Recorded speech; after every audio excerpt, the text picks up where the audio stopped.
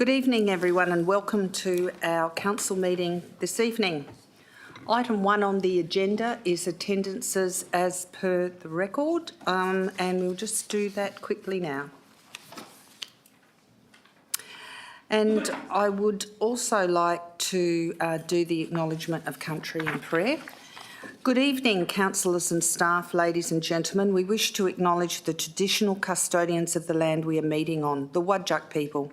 We'd like to pay respect to the elders of the Noongar Nation, past and present, who have walked and cared for the land, and we acknowledge and respect their continuing culture and the contributions made to the life of this city and this region, and I invite you to bow your head in prayer.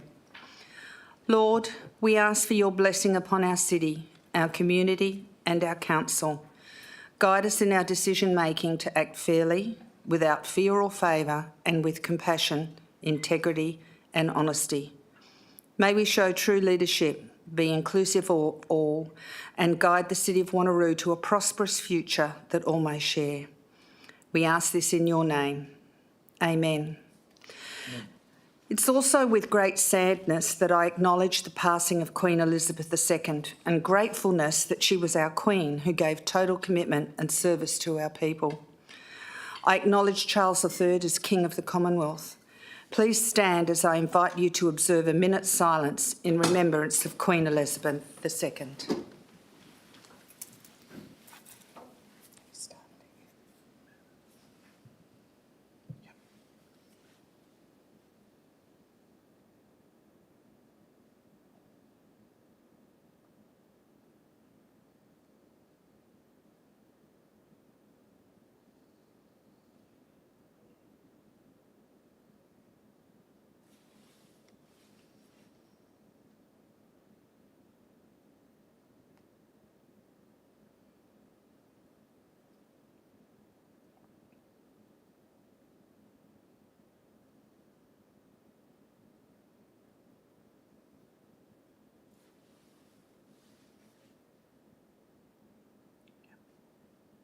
Amen.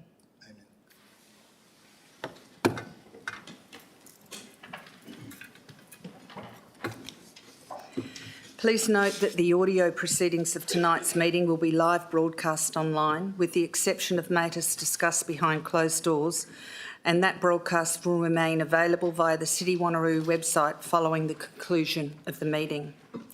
And back to item 1, attendances as per the record. Apologies and leave of absence. I have 2 requests of leave of absence. One is for Councillor Berry from the 9th of August to the 11th of October, and we're seeking to extend that leave of absence until the first ordinary council meeting in 2023. Councillor Coetzee has also requested a leave of absence from the 26th of September to the 4th of October. Who would like to, and there any new requests for leave of absence? Councillor Baker. No, I wasn't seeking leave of absence, ma'am. I'm just moving the motion if the motion is required to give approval for those leaves. Councillor Wright, do you have anything? Yes, I can move it, but I'll also put in a leave of absence. It's only for a short time, but just for precautions, the 26th of September to the 29th of September. Thank you. Well, I'll get Councillor Baker to move it, and then Councillor Wright, you can... Oh, yes, Councillor Coetzee. Sorry, mine is not from the 26th, mine is from the 22nd.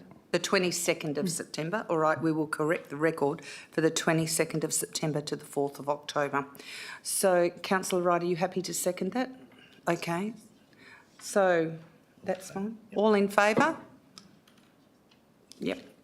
So, we'll do a vote. How many have we got? 12? Is 12 all of us? Okay, voting's closed and I see a unanimous support of that. Thank you.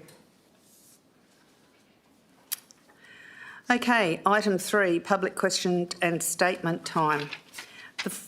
So we have rules that apply to the public question and statement time, and that they should only relate to business of the local government. Only questions relating to matters affecting local government will be considered at a council meeting, and only questions that relate to the purpose of the meeting will be considered at a special council meeting. Questions may be taken on notice and responded to after the meeting. Questions may not be directed at specific council members or a city employee. Questions are not to be framed in such a way to reflect adversely on a particular council member or a city employee, and first priority will be given to persons who are asking questions relating to items on the current council meeting agenda. And second priority will be given to public statements. Only public statements regarding items on the council agenda under consideration will be heard. Each person seeking to ask questions or make a statement may address the council for a maximum of 3 minutes each. And we have one question on the register, and that is from Mr. John Ellison. Would you like to come to the podium, John?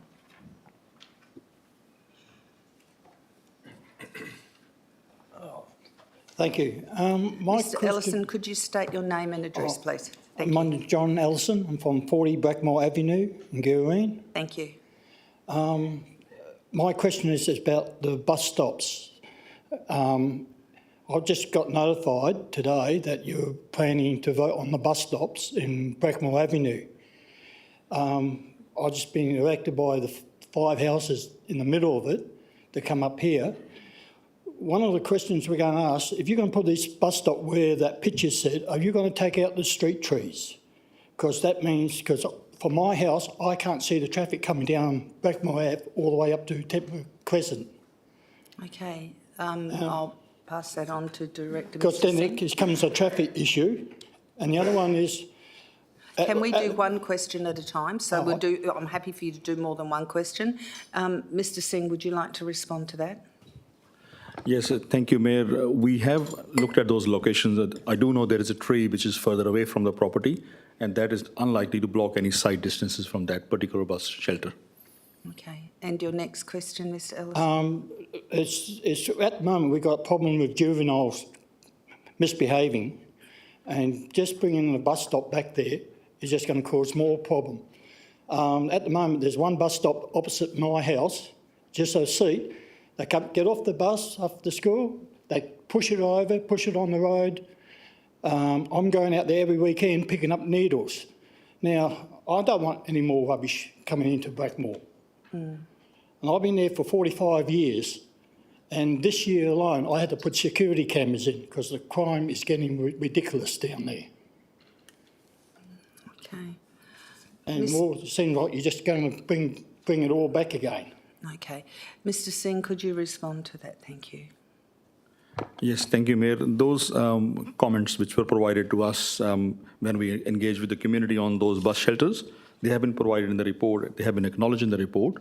But on balance, looking at the community amenity to provide bus shelters, the recommendation is to proceed with the bus shelters. And to address those antisocial elements, we will schedule some initial ranger patrols in that area. And should the matters escalate, I think they will have to be reported to the police by the residents.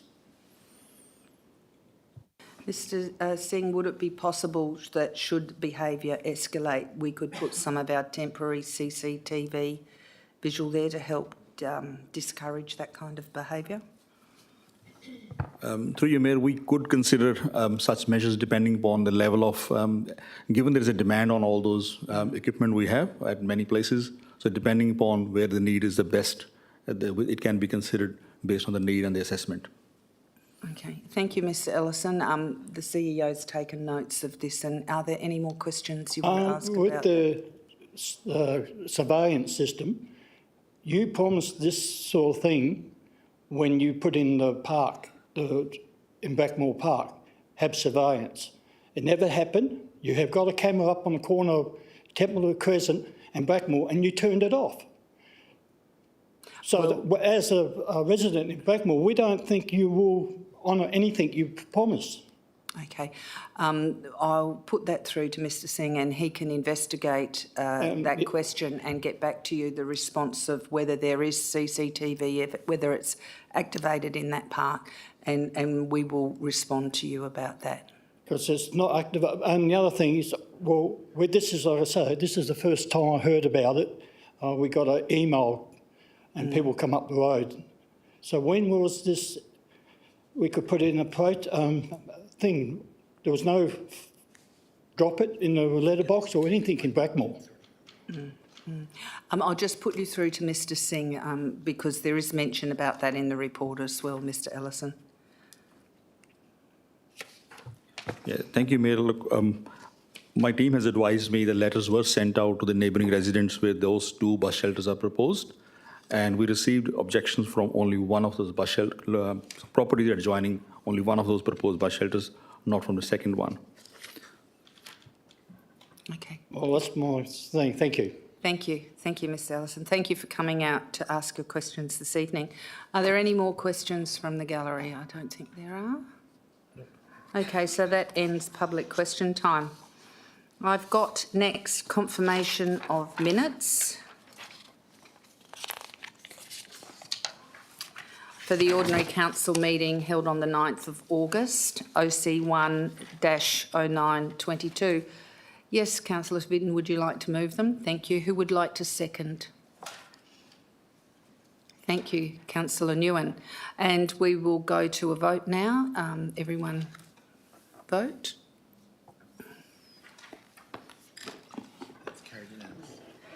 Carried unanimously. Thank you.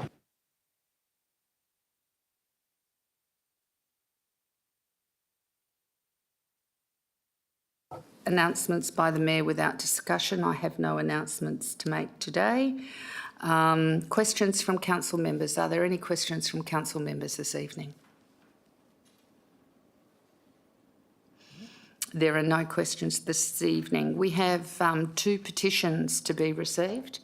Councillor Herridge, would you like to? Yes, thank you, Mayor. I have a petition from residents surrounding Longford Park, just in regards to the basketball pad that's being installed, and that's about 10 to 12. Thank you. And there should be a Quinns Rocks petition. Thank you, Councillor Sangali. Yes, I have a petition with 39 signatures on it, formally requesting consideration of a permanent solution similar to the closure of Piper Street in Quinns Rocks, as discussed at the meeting on the 20th of July 22. This is in regard to the Beverley, Burt, Hall Streets in Quinns Rocks. Thank you. Does Gary collect the petitions? Okay, so we're going to a vote. Who would like to move the petitions this evening? Yes, thank you, Councillor Baker. Thank you, Councillor Coetzee. We're going to, the vote is now open for petitions. Please cast your vote.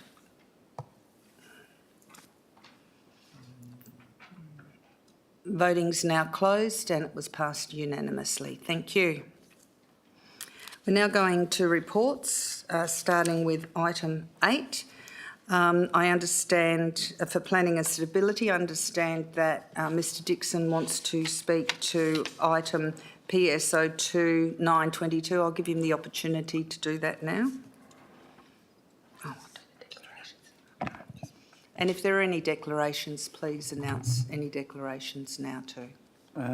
Thank you, Madam Mayor. With regard to item PS020922, local planning policies due for review, I'd just like to point out that there has been an administrative error. Following the briefing session, administration has added wording to section 2.3 of the fauna management policy to address the points raised by Councillor Huntley. Those changes should have been made to attachment 6 to the report, which is the amended policy, but instead have been made to attachment 5. There is a memorandum explaining this in your green folder. In summary, in the recommendation on page 57 of your report, under recommendation 2A1, we need to change attachment 6 to read attachment 5 to ensure you are approving the policy with the minor change. Okay, so we'll do this second item on planning a strategy first. So, so that's local planning policies due for review. Who would like to move PSO20922? Thank you, Councillor Baker. And Councillor Huntley, you'd like to second it? Thank you. Councillor Baker, would you like to speak to this policy? Not at this stage, please. Thank you, Mayor. Okay. Councillor Huntley, would you like to speak to it? Hold right. Okay. Is there anyone against this policy review, this item? If not, we can probably go straight to a vote. So voting is now open for item PSO 20922. If you could cast your vote. Yes, councillor? Do we need to read out the recommendation again, being that we are changing the attachment number, just so we're I clear? can do that. Maybe ask the Director to read the amended officer's recommendation. Mr Dixon, could you please read the amended officer's recommendation? Thank you, Mayor. Officer's amended recommendation. So the only change, I'm not intending to read out the whole policy, but on the screen, you'll notice that that has now changed. It was indicating attachment 6 in yellow. It's now reading attachment 5, which is the attachment that we've changed to reflect the changes from the briefing session. So that is as administration is recommending you support. So Councillor Baker and Councillor Hunty, I just want you to confirm that is the motion that you are moving. Yes, Madam Mayor. Okay, so we'll go to the vote and everyone's voted and I think we've got unanimous support for that, so it's passed. We'll go back to item PSO 10922, the first item under planning, and who would like to move that? Thank you, Councillor Singali. Who would like to second it? Thank you, Councillor Parker. Would you like to speak to it, Councillor Singali? Only to thank administration for the work that they've done on this and taking on our community's comments and also councillor comments. Thank you. Councillor Parker, would you like to speak to it? Nothing further to add and very happy. Thank you. Thank you. Question, please. Yes, Mayor? Councillor Baker. Thank you, Mayor. My question relates to paragraph number 2 on page 39 of the policy.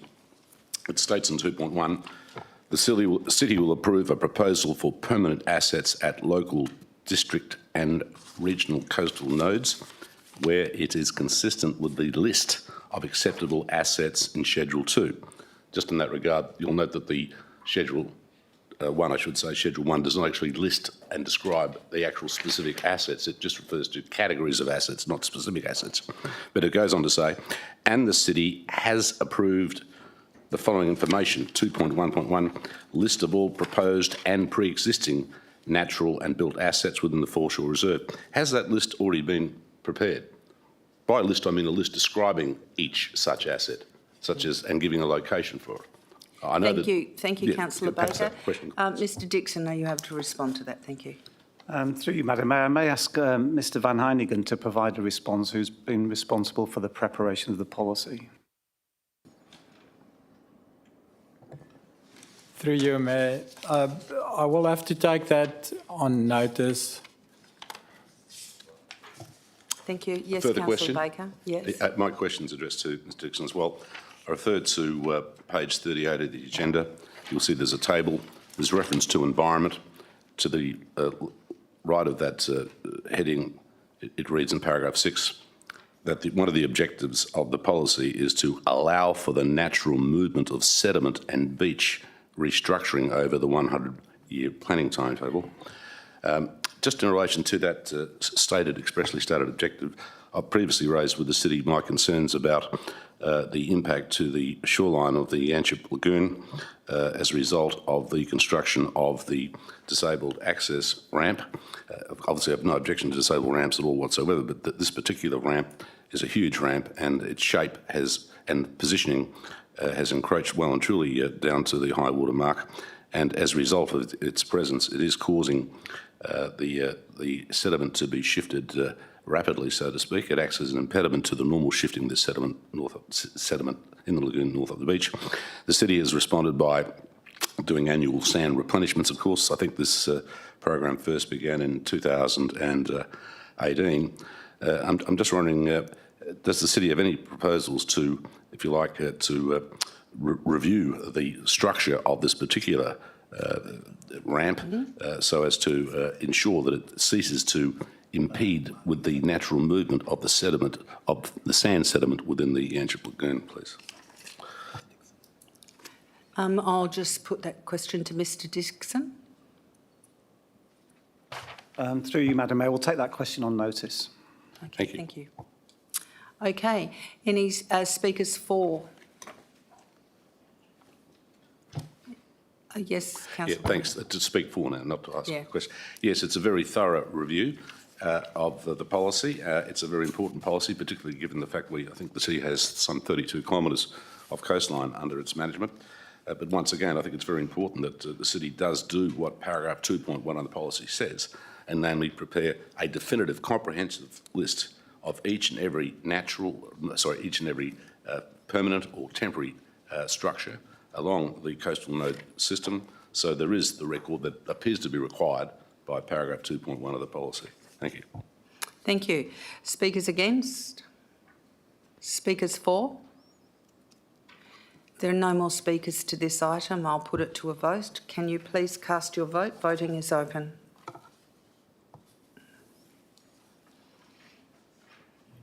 Voting is closed and voting is unanimous. Thank you.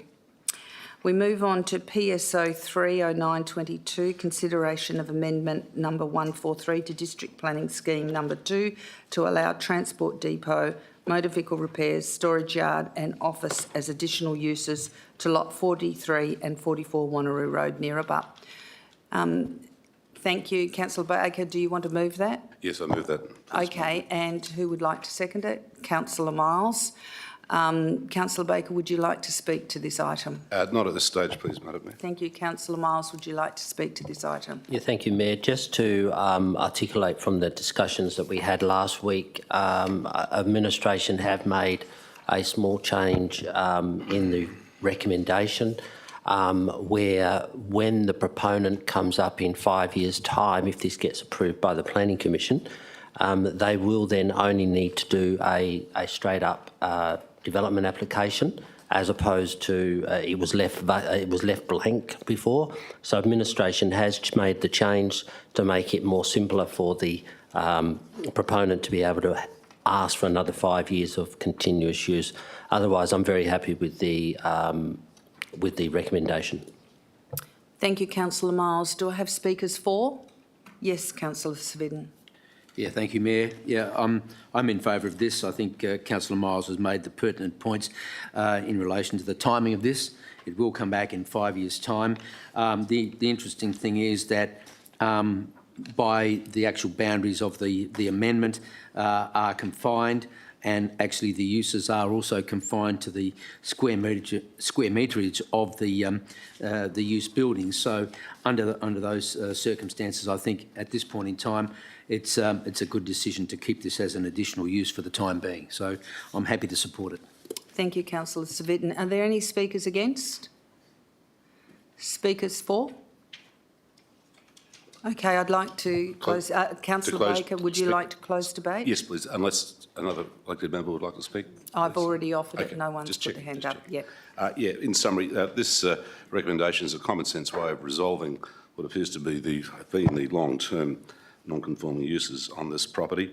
It's interesting to note that the site inspection that was carried out sometime in early 1995 resulted in a non-conforming use notice being served on the landowners on 25 August 1995. I'm not sure whether the two applicant landowners named in the report owned the property back in those days. What is interesting as well, of course, is that in a nutshell, this file was sat on for a terribly long period of time. The paragraph at the bottom of page 122 highlights this matter, but I've been assured by Greg Baring that the city has now put in a better system, procedural system, that involves, if you like, a bring-up system to activate files. It's all right to say, for example, that the applicant never got back to the city, but then again, at key stages, but of course the city could have, of its own volition, got back to the applicant and say, are you still proceeding with this? What are your intentions? Because the matter has been dragging on for so long indeed. The key point is this, I think, is that, and we're seeing this, I think, on an increasing basis, and it will no doubt increase exponentially over the next 10 years. As the report states, rural landowners are looking for more innovative ways of making use of their land holdings for obvious reasons, particularly in rural areas where their water licences are in the process of being restricted, further restricted. That's why I said at the outset, this is a common sense compromise to a very difficult issue that involved historically 4, if you like, non-conforming or unapproved uses. The other interesting aspect to the matter, as I discovered after talking to Diane Walgrove on the last weekend, was that the 4 uses are the subject of 4 individual leases on the property, or on the properties, 4 individual leases. So the actual user, so to speak, is a lessee of each such lease. And as with all leases, there's a clause which basically says the landlord does not warrant that the intended use of the lessee is permitted, and that the lessee should make all the requisite inquiries and will be required to obtain all the necessary approvals and consents to authorise that use. The other aspect of that matter, of course, is therefore that she herself, as she said to me, she does not employ any people on the site. The lessees may do that, and that's a matter for the lessees. But of course, she can't be held accountable for the actions. Councillor Baker, we need to be careful about bringing new information into the item. So thank you. That's okay. Yeah. These are her expressly Madam Mayor, stated. if I can, just a point of order. Yes. Just capturing what you essentially pointed out, closing debate is summarising any of the debate and discussion which has been held prior to the closing of the debate. It cannot introduce additional debate, just for guidance. Thank you. Just to speak to the point of order, please, Madam Mayor. No, we'll just move to voting on this fairly quickly. So you've got about 15 seconds at most. No, it's the recommendation makes sense. Thanks. Thank you so much, Councillor Baker. So I'm going to put this to voting. Voting is now open. Please check your vote. All votes have been cast. It's been passed unanimously. Thank you. Okay, so we're moving on to item ASO 10922, bus shelter replacement along Blackmore Avenue, Girraween. Councillor Rowe would like to move it. Who would like to second it? Councillor Treby. Thank you. Councillor Rowe, would you like to speak to this item? Yes, thank you, Mayor. I support the City's recommendation to reinstall bus shelters along Blackmore Avenue. In doing so, I ask councillors to back a simple truth. Assets should not be taken away from growing communities, and if an asset is removed for whatever reason, it must not result in a decline in access or quality of service for our residents. Girraween locals were rightly frustrated when shelters were removed without proper consultation or a clear rationale. While the PTA's decision to create an additional bus stop may have reduced the walking distance between the stops by 150 metres, it ultimately led to frustration, road safety concerns, and a period of 9 months where passengers lost access to an asset that they'd previously enjoyed for more than a decade. One of the new stops was located immediately before a T-junction intersection. It has caused motorists to attempt to overtake a stationary bus without clear vision of oncoming traffic. This concern was flagged during the limited consultation that occurred. However, the PTA ultimately decided to push ahead. After 9 months, the PTA now recognises the inherent risk of this particular stop. While it will be relocated, the delay still incurs additional expenses and service disruptions. Blackmore Avenue should be a lesson that risk management needs to be proactive rather than reactionary. More generally, the shelters should return because of their location, history, and recent population growth in the area. The bus services passengers who travel to Warwick Senior High School, the local shopping centre, and the train station that ultimately accesses Perth City. Furthermore, Development WA is in the final stages of completing the Blackmore estate. In the last few years, this affordable development has increased the local population by 200 residents, some of whom utilise the public transport options. I do recognise the concerns that were raised by those who objected, but I also support the City's statement that it can mitigate any risks that may arise. On the points that were raised tonight in the public statements, I just wanted to respond by saying that when there was anecdotal evidence of crime increasing in the area, I wrote directly myself to Warwick Police Station and spoke to the officer in charge, leading to an increased police presence in the area at Blackmore Park. I've also been in touch as a delegate on the Community Safety Working Group, trying to lobby for a temporary CCTV camera to be installed at Blackmore Park, given the presence of antisocial behaviour in the area on a seasonal basis during school holidays. The crime statistics that I accessed today did show that the level of crime has decreased in Girraween over the last 12 months, and that's been a consistent trend. The shelters were a well-established piece of community infrastructure, and the permanent removal of them would lead to an infrastructure loss or deficit for the South Ward of more than $15,000, and I cannot accept that. I do thank Harminder Singh and his team for working to progress this matter over the last 9 months. I will always back the South Ward, and I ask councillors to please support me in voting for this recommendation. Councillor Treby, would you like to speak to this item? Thank you, Madam Mayor.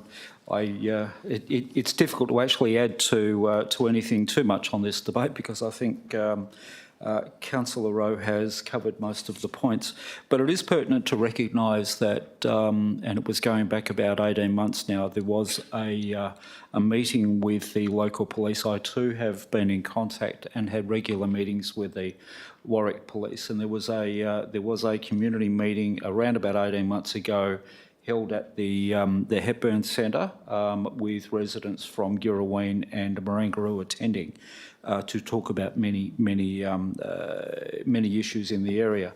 It was also pleasant to hear that there is a reduction in the amount of crime that traditionally have been quite high through that Girraween area. Strangely enough, actually, there does seem to be massive increases across in Warwick.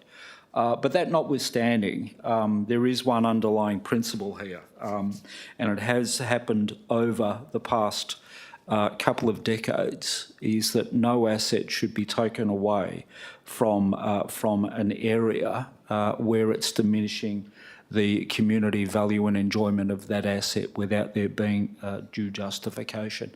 And I think in the circumstance, it's right and proper that those assets are replaced.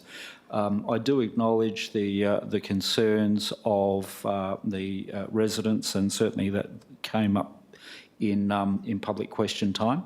But the asset itself and a bus stop of itself does not necessarily increase antisocial behaviour, but should that occur, I'm sure that the city is going to be able to respond and accommodate with increased ranger patrols throughout. So that's simply going to be a matter of making sure that we're continuing to liaise with the local community, which we do on a regular basis. I wholeheartedly support the recommendation. Thank you, Councillor Treby. Any speakers for? Yes, Councillor Baker. Thanks, Madam Mayor. I'll be brief. The other point to make is that bus drivers do have access to a communication system whereby they can contact police and also transport police. And in extreme cases, of course, the transport police will actually drive behind a bus as it completes its route, particularly through high crime areas. That, of course, is a state government responsibility, as is obviously law and order, antisocial behaviour, etc. Thank you. Thank you, Councillor Baker. Any speakers against? Any speakers for? Would you like the right of reply, Councillor Rowe? Okay, so I put this to the vote. The voting is now open. Please check your vote. And it's passed unanimously. Thank you. We move on to item ASO 20922, tender number 22090, the upgrade of sports floodlighting to soccer fields at Kingsway Sporting Complex, Medley.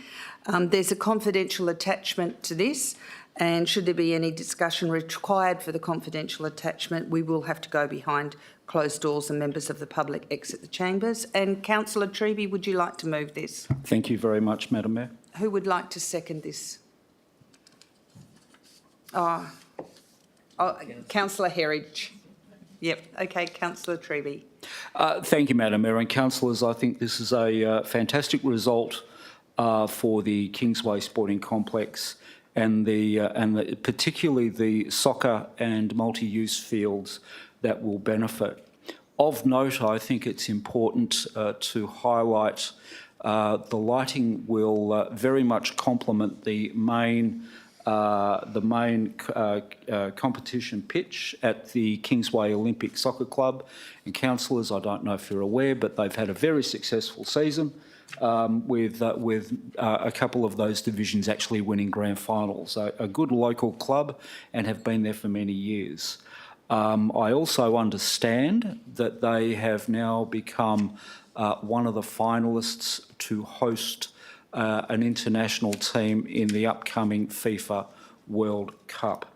So this investment is indeed a true coup for what is the showpiece of soccer, I think, in the northern suburbs of Perth, and what is also one of the largest single, most complete pieces of regional open space in Western Australia, and it sits within the City of Wanneroo.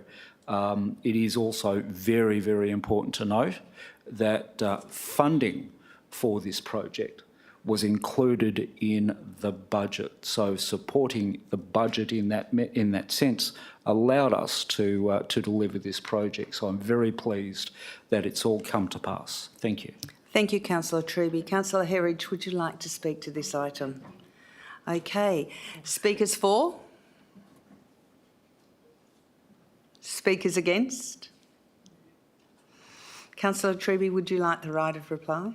Very difficult to actually summarise other speeches. No, thank you. I'll close. Okay, thank you so much. So I'm going to put it to a vote. Voting's now open. Please check your vote. Voting's now closed and it was passed unanimously. Thank you. So we go on to item CPO 10922, Community Groups Policy. Who would like to move this? Thank you, Councillor Baker. And Councillor Sangalli, would you like to second it?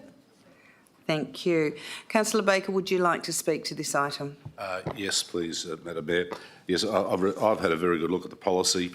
Whilst it's not expressly clear, I think it's reasonable to assume that the definition of community group is intended to mean an incorporated not-for-profit community group. It may well be that that definition is caught by the other related policies such as community funding policy, community gardens policy. The policy itself has been tidied up to such an extent that it certainly makes for easy reading, and I think it's very important that we have policies that specifically deal with individual particular categories of community groups. So a very, very good policy, and of course I would expect it would be endorsed unanimously by my fellow and elected members. Thank you, Madam Mayor. I reserve the right of last reply to please. Thank you, Councillor Baker. Councillor Sangalli, would you like to speak to the item? Nothing further to add. Thank you. Speakers for? Speakers against? Councillor Baker, you don't really need the right of reply, do you? No, I don't, Madam Mayor. Thank you. Okay, so I move it to the vote. Voting is now open.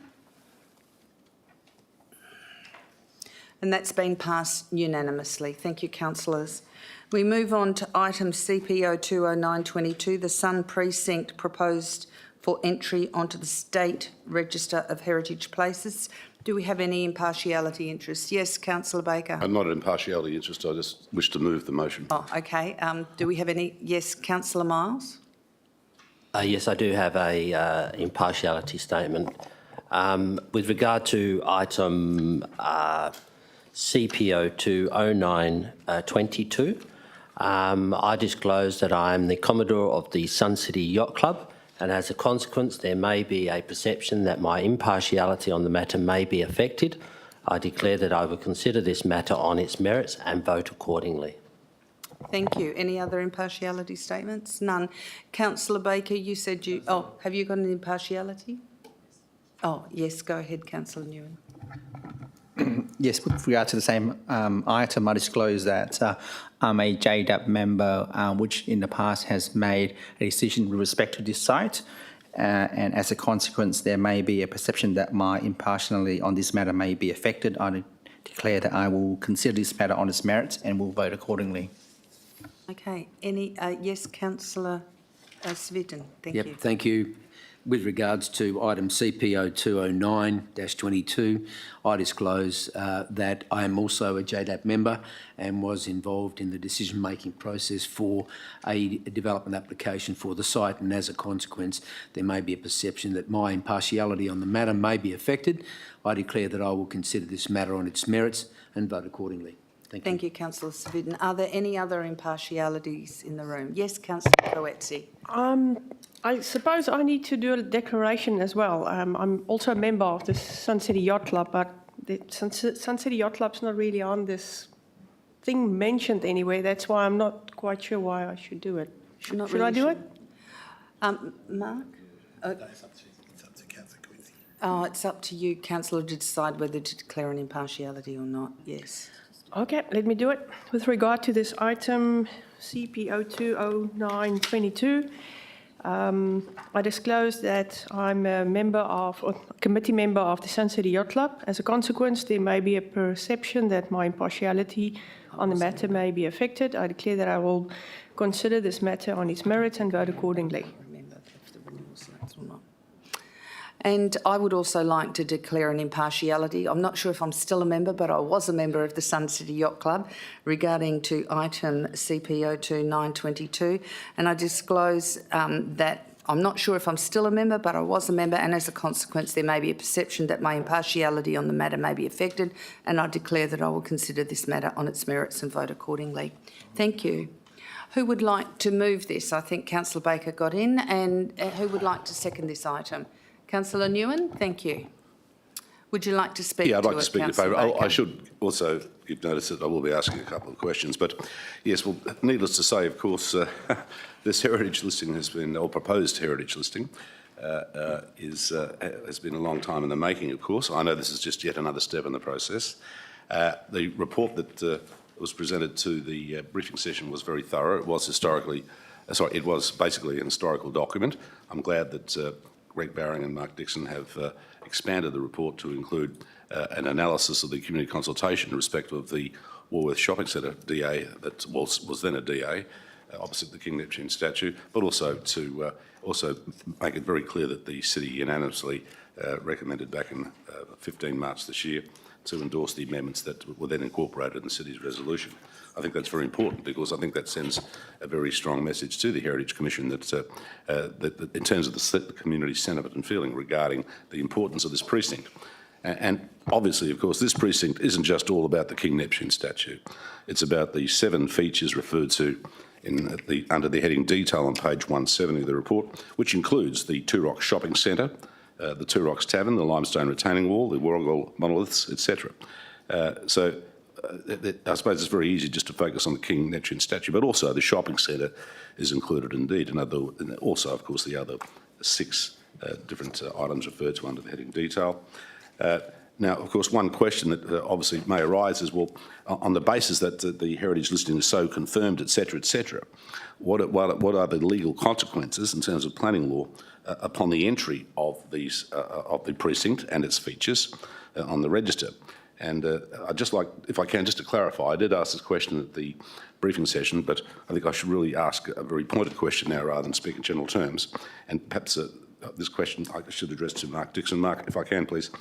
What are the planning consequences as a matter of law on the basis that the Sun City precinct is entered as proposed to be classed on the Heritage Register?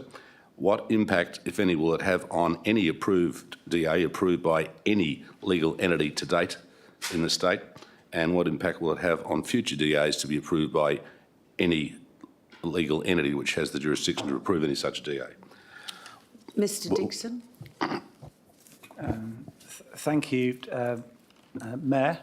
So in response to those questions, if I first take development applications that have already been approved, and specifically in relation to the Woolworths development application that was approved by the JDAP, this, by adding this onto the State Heritage Register, will not have any impact on that decision that has already been made. With regard to future applications that may be within the precinct, any application would need to be referred to the Heritage Council. If the Minister supports the listing under the legislation, and the Heritage Council would provide comments which would be taken into account in any future consideration of that application. Thank you. Thank you. Thank you. And just to continue on, that was the question part of my opening. Okay. What's our time limit at the moment? We have 2 minutes to go. We've got 2 minutes to go, Councillor Baker. that applies equally to the right of reply? Yes, perhaps I'll just not speak any further, reserve the right of reply and ask for other councillors to speak. Okay, thank you, Councillor Baker. Councillor Nguyen, would you like to speak to this item?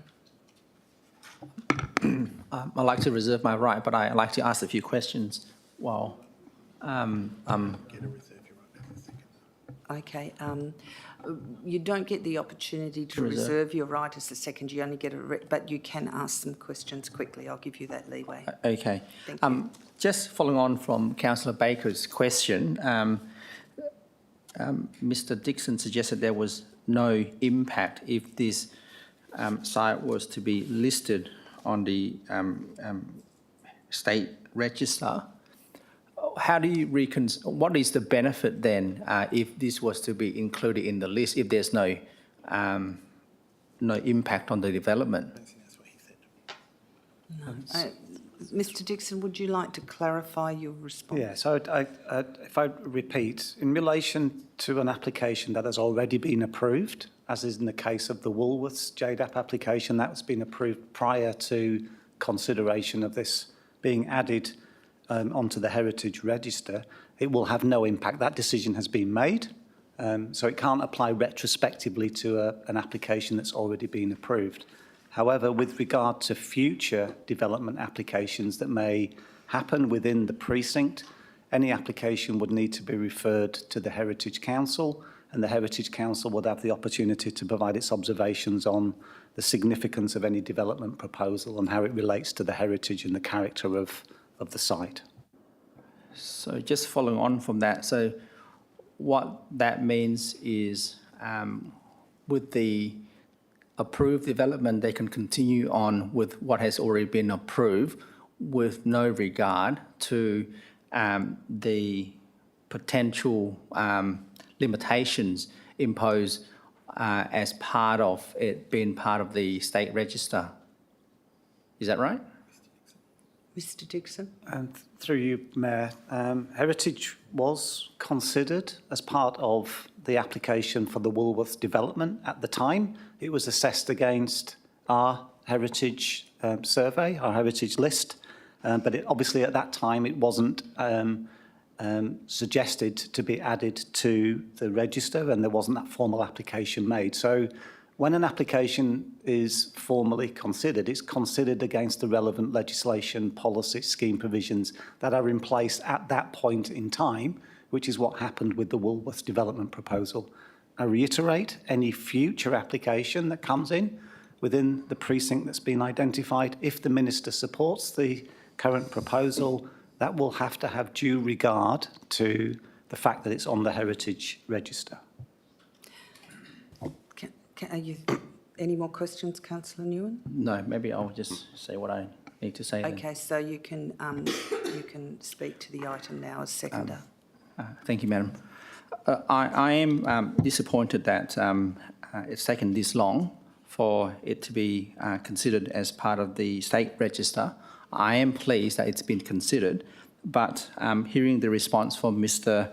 Dixon that it does not have any impact on the approved development by Woolies, I am somewhat concerned, given that this has been pushed by many residents local to Rocks, that they want this site to be preserved for its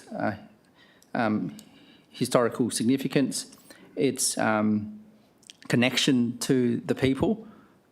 I went there over the weekend to Two Rocks and enjoy good fish and chips at the cafe, beautiful scenery, and there were a lot of locals that went there, and there were many tourists interstate, and I know that this particular site, not just the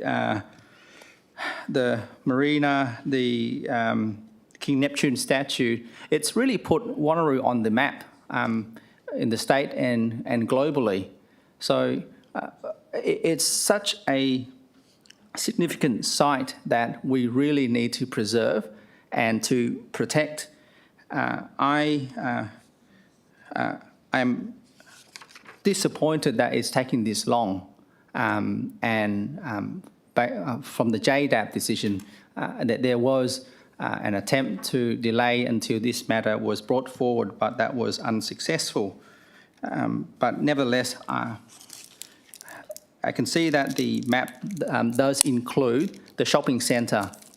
That is the Two Rocks shopping centre, and that includes the IGA. That employs many locals there. I'm told some 70 casuals that is employed there. There's a bakery and there's also a local liquor store. So I hope adding this site to the state register provides some level of protection in the future for them, because many residents are very attached to their local business, and it's a great service that's been provided by the owners there and the local business there. So I do support this site to be added onto the state register. Thank you. Councillor Civic, did you want to speak to this? Yes, thank you, Mayor, and I also had a question. So can I ask the question first and then go on? Yes, you can ask the question. Yes, my question is to do with the actual structure plan which has been created on the site, and listening to Mr Dixon's commentary on the Woolworths, which has been approved. My question is that if the Heritage Council goes ahead with this and it is approved, that structure plan being in place, what would be the ramifications from any owners or developers with regards to a decision made by the Heritage Council based on the city approving that structure plan? I'm not sure the date, I think 2015, 16, whenever it was. What are the legal implications there? Because any developer wanting to work under that structure plan will put in a submission at that point in time. So I'm more worried about the legal implications if we do get applications. Fair question. Yep. Thank you, Councillor Civic. Mr Dixon. Thank you, and through you, Mayor. So the structure plan is still a due regard document in any consideration of any application until such time as it's amended. We have discussed previously the need for the structure plan to be reviewed, and we have requested that the owners of the site consider initiating a review of that structure plan. With regard, again, to development proposals, as I've mentioned before, and I think if you refer to page 207 of the report, it does include a section under the fact sheet with regard to what does registration mean for any proposed development within the Sun City Precinct 2 Rocks. And it also goes on to highlight other questions that have been raised. So what it does say in there is proposed development or changes should be sensitive to the identified heritage values of the place. And that's what would be undertaken with a referral from a development application to the Heritage Council. And we would take on board any comments received from the Heritage Council in assessing any future development applications for that area. Thank you, Mr Dixon. Councillor Civic. Yes, I'd like to speak on the item now, Madam Mayor. From my perspective, I'm happy that this will be looked at by the Heritage Council. I just wanted to bring a few facts into place that both I moved the item at the JDAP to have this referred back the first time, and when we didn't get an answer from the Heritage Council, I also moved it and seconded by Councillor Nguyen to refer it back again.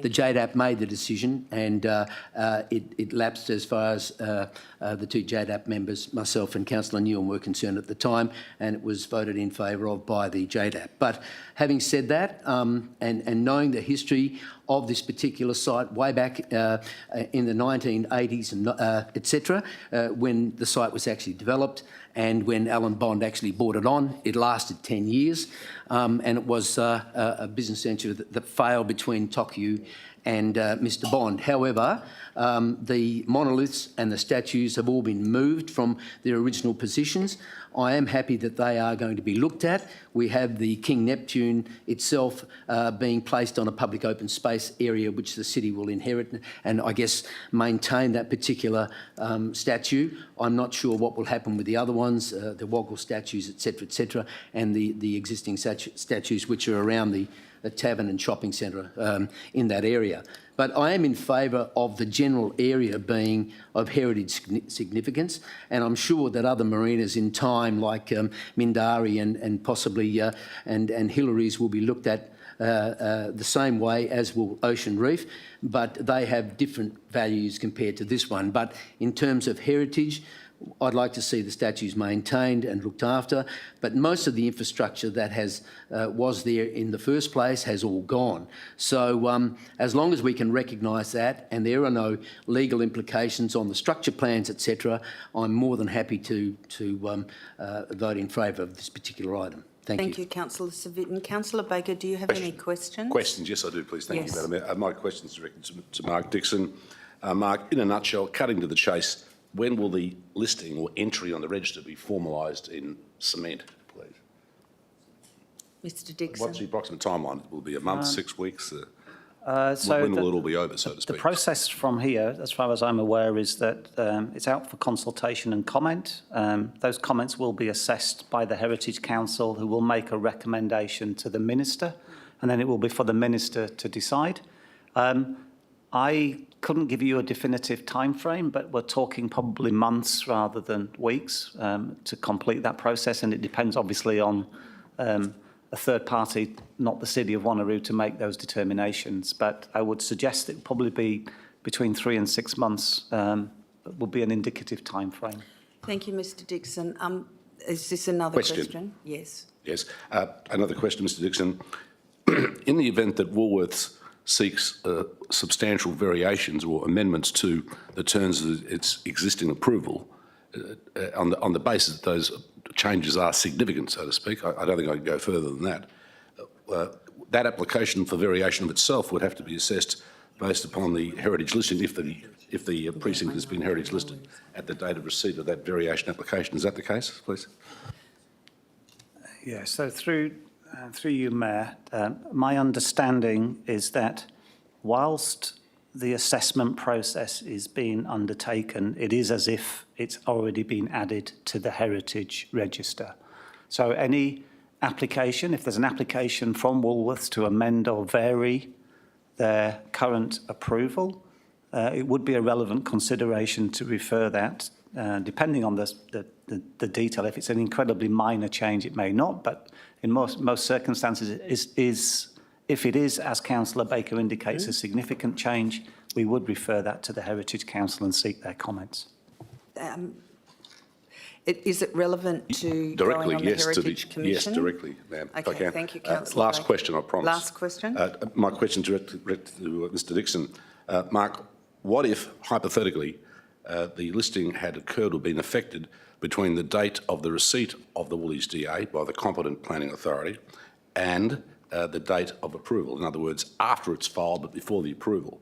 What if the listing had occurred during that time window? Would that have had a bearing upon the outcome of the DA, I understand? What is your view, please? And hypothetically, I think if the application had been made during the time of assessment of the application, then it would have been, depending on the time frame of exactly when, and there was an opportunity to refer to the Heritage Council, then I would have hoped my administration officers would have referred the matter to the Heritage Council. Thank you, Mr Dixon. Thank you. Are there any speakers against the item? Councillor Rowe was for it. I saw his hand up. Councillor Rowe, would you like to speak? Thank you. Thank you, Mayor. Just briefly to say it is a comprehensive report. I do believe that there is inherent cultural value to this site. I think heritage cannot just be measured by the material, the financial value. There is a level of cultural value that we place on it. And I do thank the Director for speaking with me last week, Mrs Terrelink. We had a good discussion about the Woggle monoliths in particular, and I'm glad to hear that our public submission will ask the Heritage Council to consult with our local Indigenous people to make sure that we understand the potential sensitivities of those monoliths. But going forward, I do think that it's a very good thing indeed that we're making a public submission and hoping to get this site added to the State Register. Thank you, Councillor Rose. Speakers against? Speakers for? I've got 3 councillors that want to speak, so I'll let Councillor Sangali go first, and then I'll get Councillor Coetzee and then Councillor Wright. Thank you. I guess I just want to start by acknowledging we've spoken a lot tonight about the shopping centre being part of this submission.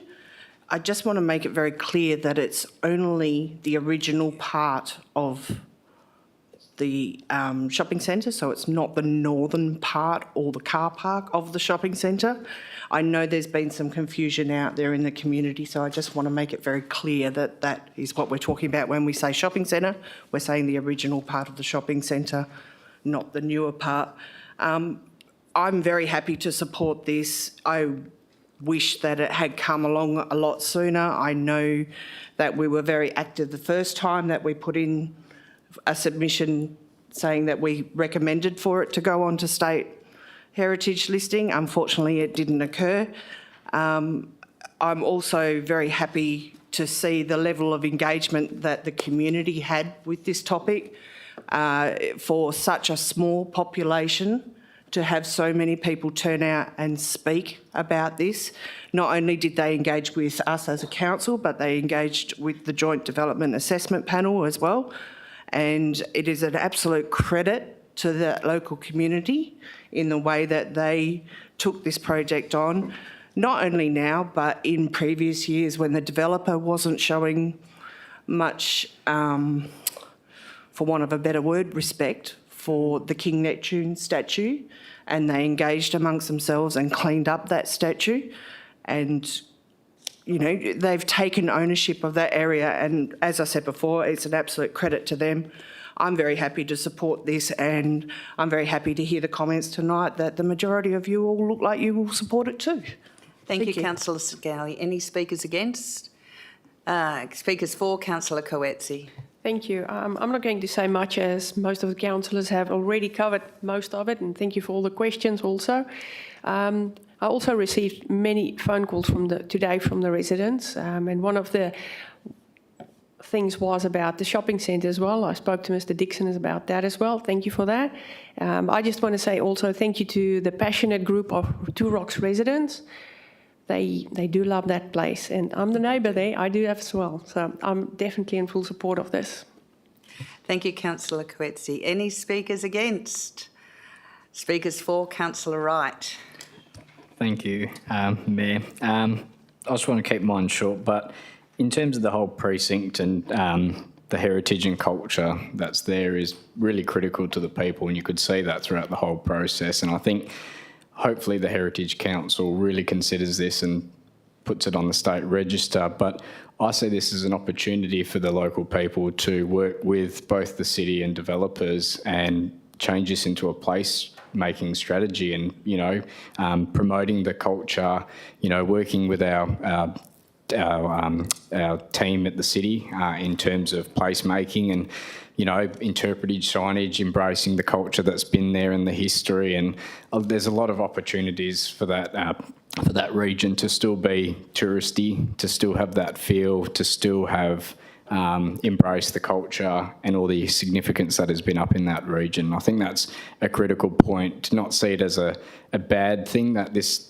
development has gone through, because I know there's been a lot of focus on that, but to see it as an opportunity to work together with all the stakeholders and embrace the culture that has been there for the many, many years, including the King Neptune statue. So I see certainly, hopefully, residents form their own little town teams, group up there and work towards, you know, placemaking for that region and embracing that culture and history. Thank you.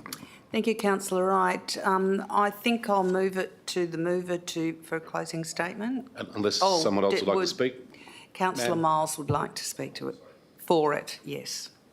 Yeah, thank you. Just to put on the record, I do have to echo the words of Councillor Sengali. The 900 odd residents that did the petition that came down here and shook this place to have some action, I think is a good testament to the community up there, and some of those people I know very well.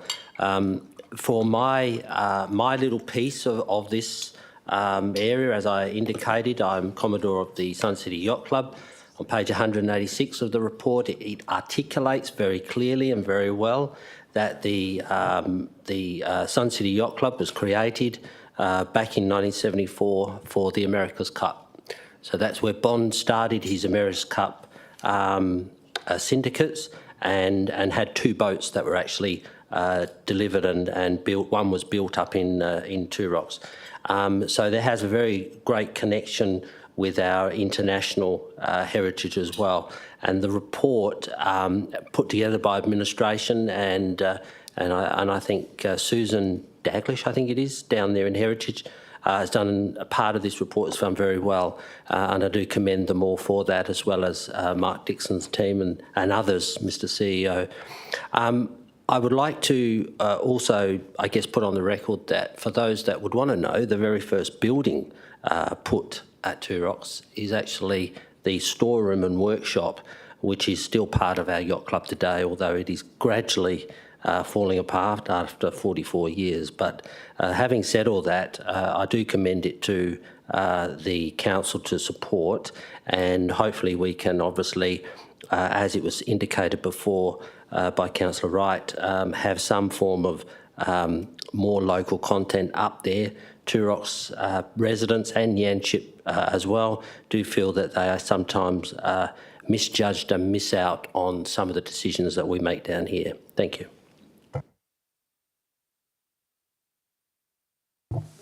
And that would be Councillor Treby. Thank you, Madam Mayor. And I'd just like to make a couple of comments. I mean, there aren't that many things that come of value with age. However, there is one thing, and certainly I had the opportunity to, on several occasions, actually go to Atlantis. I'm sure as many around the table may not have, and I could not get past this by saying I'm glad to see Councillor Wright's enthusiasm, given that he is way too young to have even had the opportunity to even consider or understand what Atlantis was all about. But I embrace the passion, Councillor Wright. So no pictures, but it's good to have recent converts. It's very good to have recent converts, and I've been very passionate about this for many, many years. I have many friends in the Two Rocks Yanchep area and maintain those good friendships. It is important to also understand the principles around heritage are not just bricks and mortar, they're around culture as well. And the culture that's built in and around the Alkimos statues, not Alkimos, Atlantis statues. It's an Alkimos wreck, but the Atlantis statues is truly worth value, and it's recognised certainly within Western Australia. If you were to ask anybody, and I've said this before, if you were to ask anyone where King Neptune is, they will immediately say Two Rocks. Not sure about internationally, Councillor Nguyen, but certainly within the state, and I'd argue potentially across some sections of Australia. But it is important because I think the one thing that will, and it's been raised earlier on this evening about any of the ongoing barriers that might emanate from heritage listing, should we be so fortunate, will be view corridors. Because view corridors have a very significant and specific standing in terms of heritage considerations. A view corridor from King Neptune down to the ocean is of worth and value, so that will be a significant consideration in the future, and I wholeheartedly support this. Thank you. Speakers against? Speakers for? I'm going to make a comment here. My friend Barry used to race up to Two Rocks and be at 5 o'clock in the morning, be off there racing for the America's Cup. And he has so many stories to tell that are probably not appropriate to tell here, but has lots of memories of racing up and down off the Two Rocks coast. My children, we took up there when it was Atlantis, and they were only 3 feet tall. Now Atlantis is not there anymore, and my son's 6'4" and my daughter's 6 foot. But we have memories, we have fun memories of the place, and if we can, with the heritage happening, we can show what the fun memories was and why it was so important. That's important to the community, and it's important to the people who had the ability and were able to use that area. So moving on, I will move this to Councillor Baker for the right of reply, though it should be very short because we've all agreed with you. And no question should be necessary. Thank you. That's correct.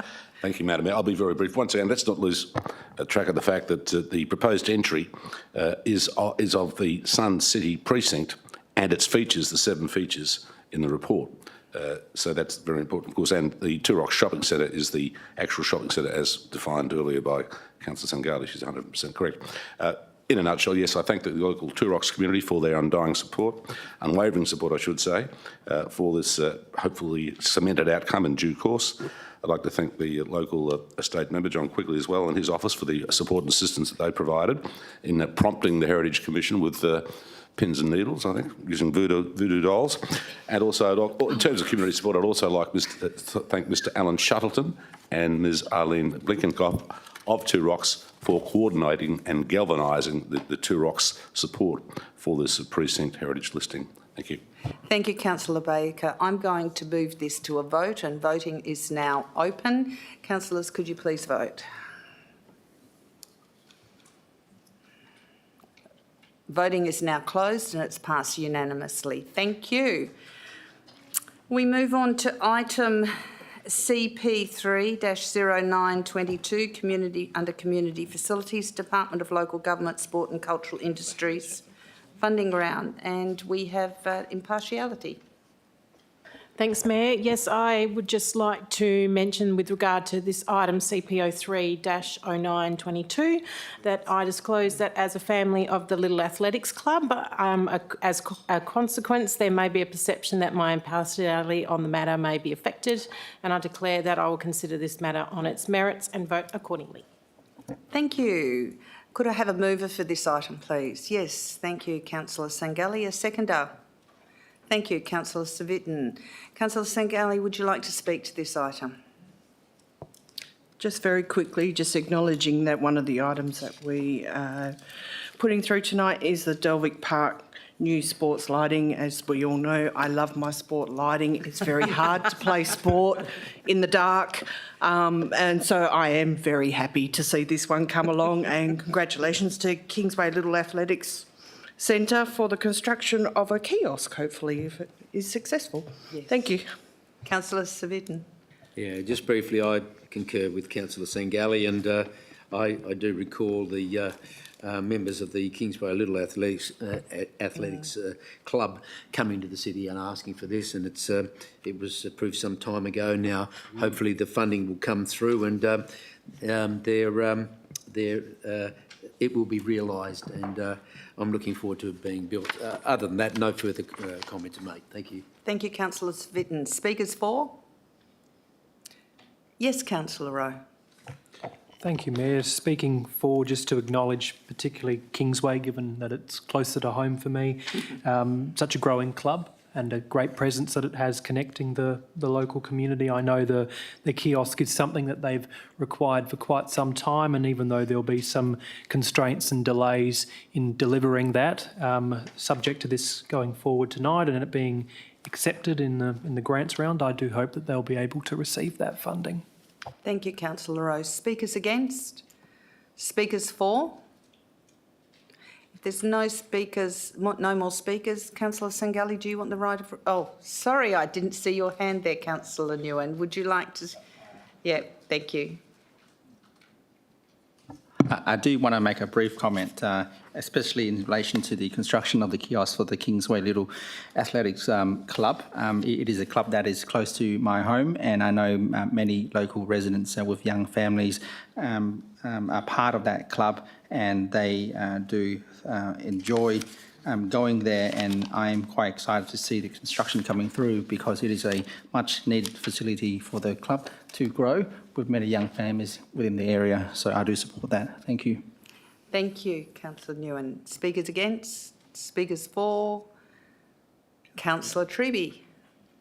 Thank you, Madam Mayor, and I think it's important, and I'm sure Delvic Park Sports Lighting is an absolutely valuable project, and I have an expectation that it should get passed. It's certainly part of a focus of the state government, as I understand it, to invest in lighting projects. I would also acknowledge the work of the president of the Kingsway Little Athletics Club. It's an enormous club with representation from clubs from as far north as I think Yanchep. There are members come through, certainly come across from the city of Swan, and attract many from the city of Joondalup as well.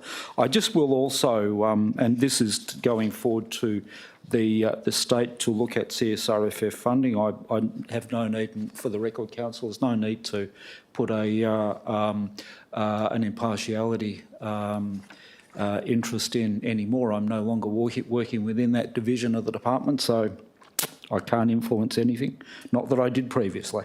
But it is important to note that the way those grants are organised, it is grant funded, typically a third from the state, a third from the local government, and a third from the proponent.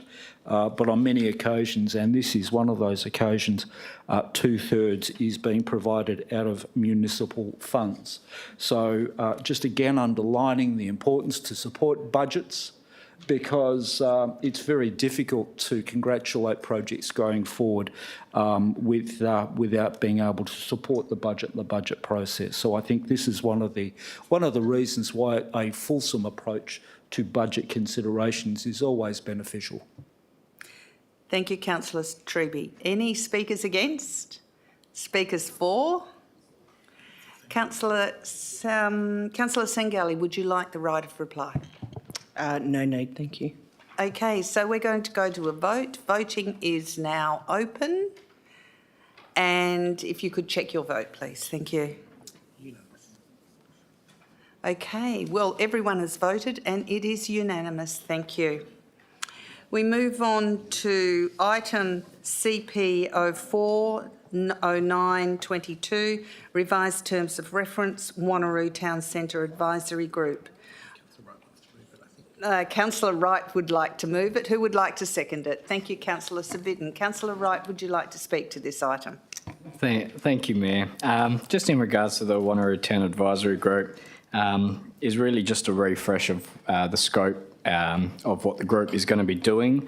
And I just wanted to highlight one of the key changes in that, and that is to provide comment and advice and recommendations on investment opportunities in the town centre. And I think with the various landowners that is currently there at the moment, that is an exciting opportunity going forward into the next phase for our town centre, but also the activation and how the community can be involved in activating that space. And it's little things like maybe the layout of what we currently have might not be working, to working with local businesses in pushing those spaces during both seasonally and off-season as well. So I'm excited as the chair of that working group to be able to have an exciting team, I guess, both admin and councillors, to be able to push that and work with the local residents in the area too. Thank you. Thank you, Councillor Wright. Councillor Savitten, would you like to speak to this item? Yes, Mayor. Just briefly, Councillor Wright has touched on all the right points, and this committee has, or the actual Town Centre Committee, has been around for many, many years. And as time has gone on, things have changed a lot. And I guess we'll just have to watch how things pan out in terms of where the city goes and its growth in terms of Central Wanneroo. But in terms of the references made, we'll just take them as they come and just keep working to get a good balanced town centre that everyone can enjoy. Thank you. Thank you, Councillor Civic. Any speakers for? Thank you, Councillor Sangali.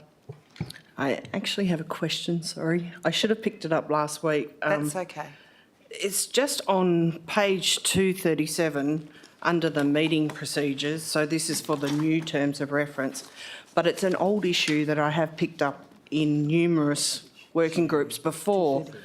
And under 5.1c, we talk about a notice of meetings, including the agenda, could go out at least 72 hours prior.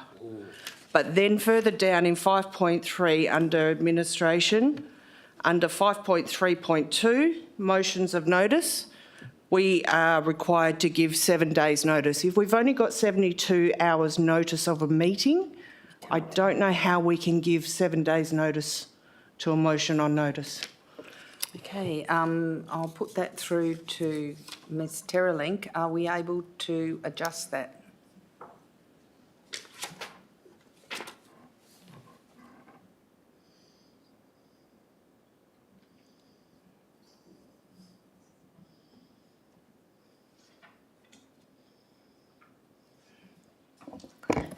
Through you, Mayor. I'll take that question on notice. However, usually what happens is while the agenda is circulated 72 hours prior to the meeting, or at least 72 hours prior to the meeting, notice of the meeting is often much more than the 72 hours.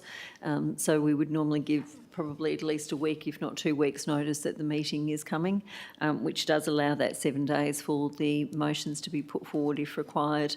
But I will check further on the terms of reference and adjust as we need to. So, Ms Terralink, if the notice of the meetings were 2 weeks or a week before, could it be included in the notice of meetings that if any motion on notice or items of the agenda be sent as soon as possible, rather than wait until they get the agenda, like just bring that up every time the notice of meeting comes? Through you, Mayor, yes, we can look at that. That'd be good. Thank you. Yes, Councillor Sangali. Perhaps moving forward, just for all working groups, when we're doing the terms of reference, perhaps we could include an extra part in there that actually says a minimum amount of notice for a meeting. So we can actually say how much will be the minimum amount of notice for a meeting, and then it's clear. Yes, the CEO will answer that. Thank you, Mr Sim. Thank you, Free Mayor. I think, yeah, Councillor Sangali is correct. If we clarify and break down 5.1c to separate the meeting notice from the agenda and provide the respective timelines, that should address the issue.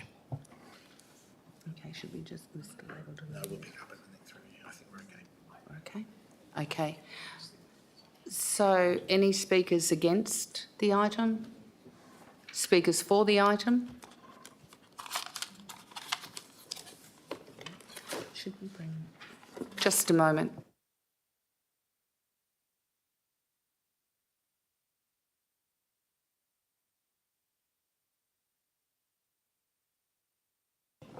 All right, I'm going to put this item to account. Voting is now open.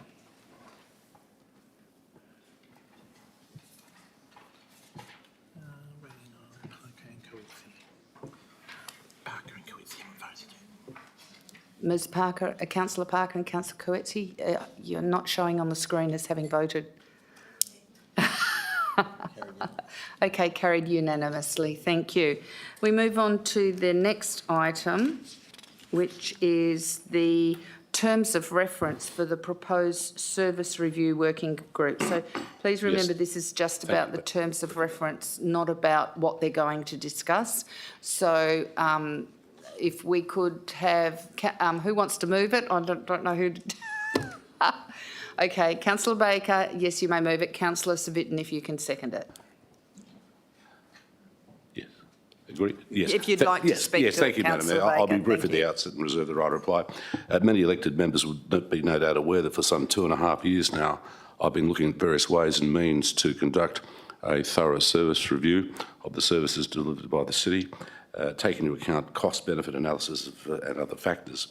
The intention is to look for efficiencies where they are possible, and also to look at ways of streamlining delivery, I should say, of various services, and to inquire into the financial funding aspects and fee charges across the board.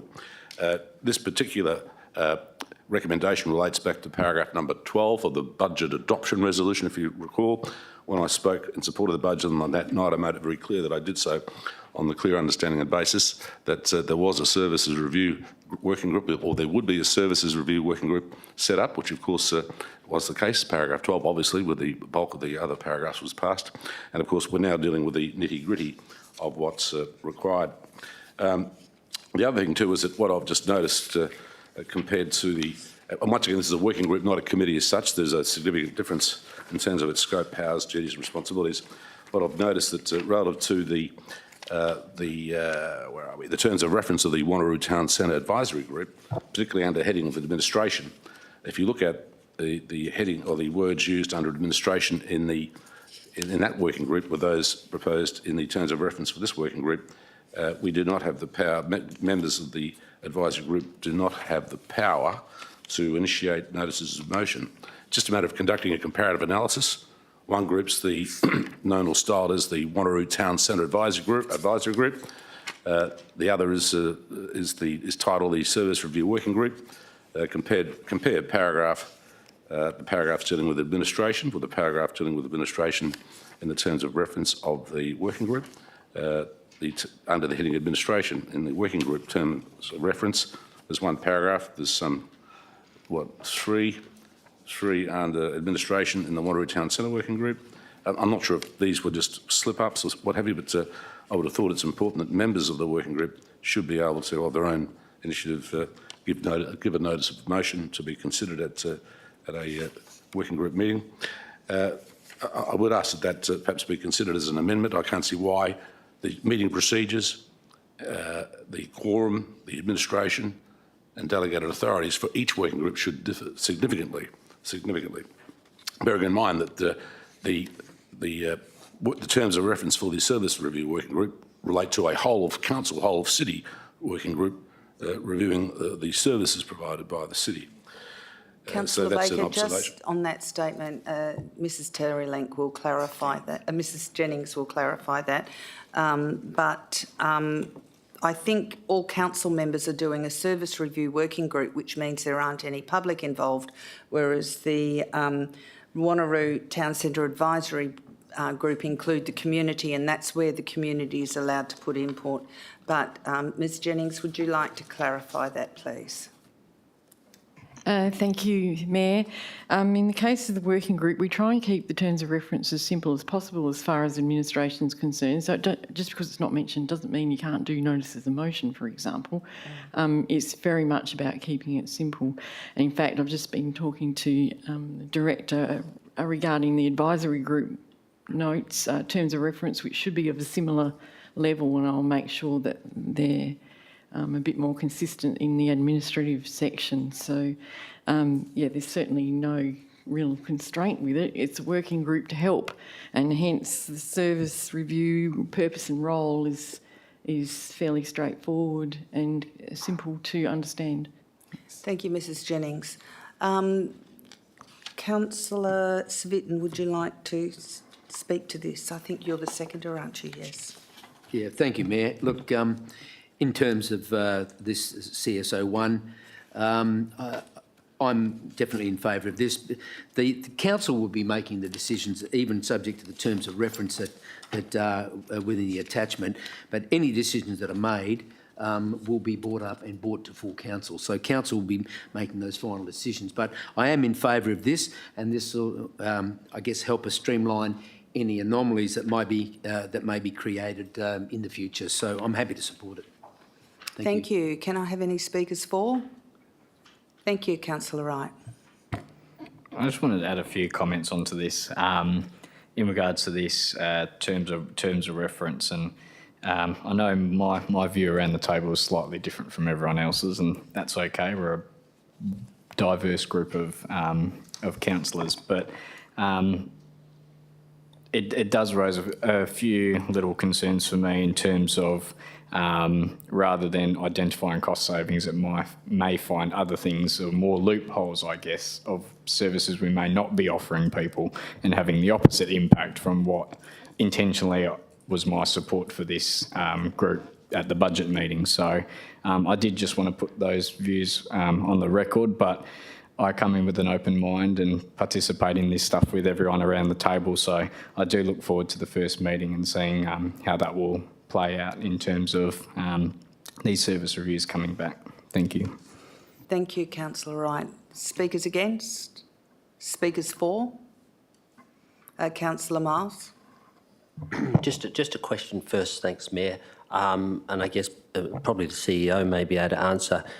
So if a particular item needs to be, or if a councillor wishes to ask for a review of a particular item, is it just to notify you so it goes on to the agenda of this item? Is that how you think that will work? Because I was just trying to understand it myself, how we would look at a particular item. Thank you, Councillor Miles. Mr. Thank you, Mayor. The terms of reference is really written in a way that it would be a collaborative approach by the whole of council. So, you know, at your first meeting, you will go, I would imagine you will go through a list of sub-services, and as a collective, you will recommend which priorities you wish to have the reviews conducted. That will then form a recommendation to council, and once adopted by council, will be actioned by myself. So I hadn't envisaged this working group working by a series of motions coming from elected members randomly, but more a consolidated view of the working group deciding, receiving a list of sub-services, deciding what priority and which ones to be reviewed, and then that systematically being reviewed and actioned through a resolution of council. Thank you. Councillor Miles, do you want to speak to this item? Yeah, look, I do want to support the review. I think it is something that we all supported during the budget process.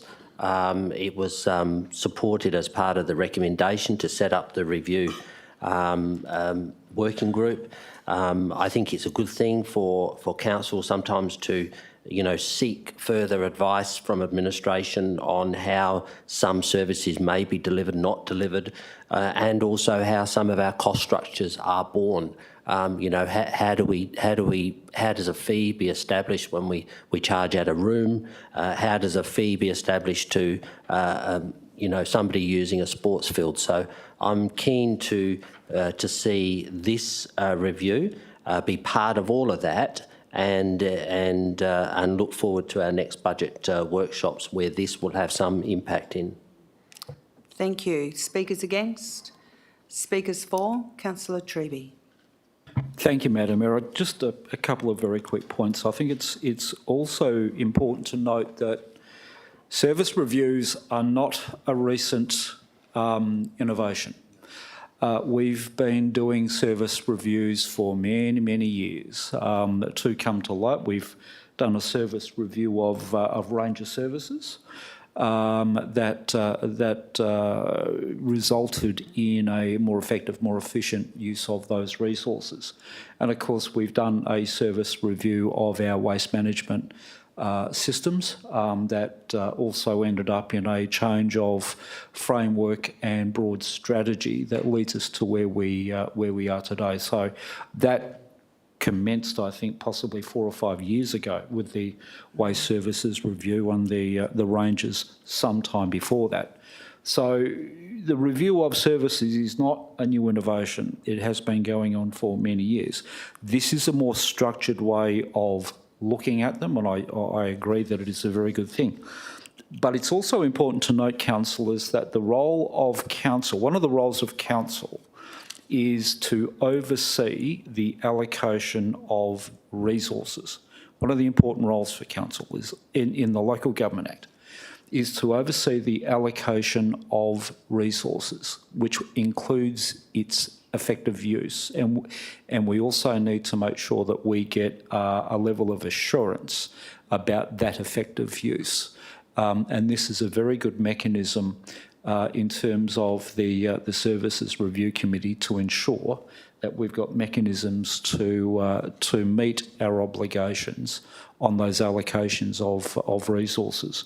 Because the Act says that we're responsible for the allocation, we need to have a good level of assurance that those resources are being applied effectively. that's the close-off part of this process. I have absolute no doubt that this will work particularly well, and I look forward to the initial meeting. Thank you. Any speakers against? Speakers for? Councillor Vacancy? Question? Yeah.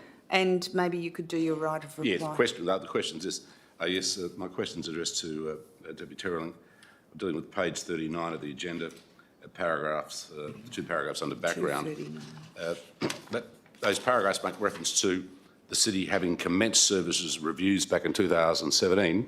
Were those reviews conducted by administration or by the elected members and the mayor? That's the first question. Next, it says as well in the second paragraph under the heading, the service review program was paused in 2020. Once again, that program, was that conducted by administration or by the elected members and the mayor of the city, please? Okay, so we're being told this is just... So this would just go to Mrs Jennings, but I think the service reviews was a systematic progress they were going through as part of administration, and then when COVID hit, they needed to put their resources into dealing with COVID. But I'll hand it over to Mrs Jennings. I think...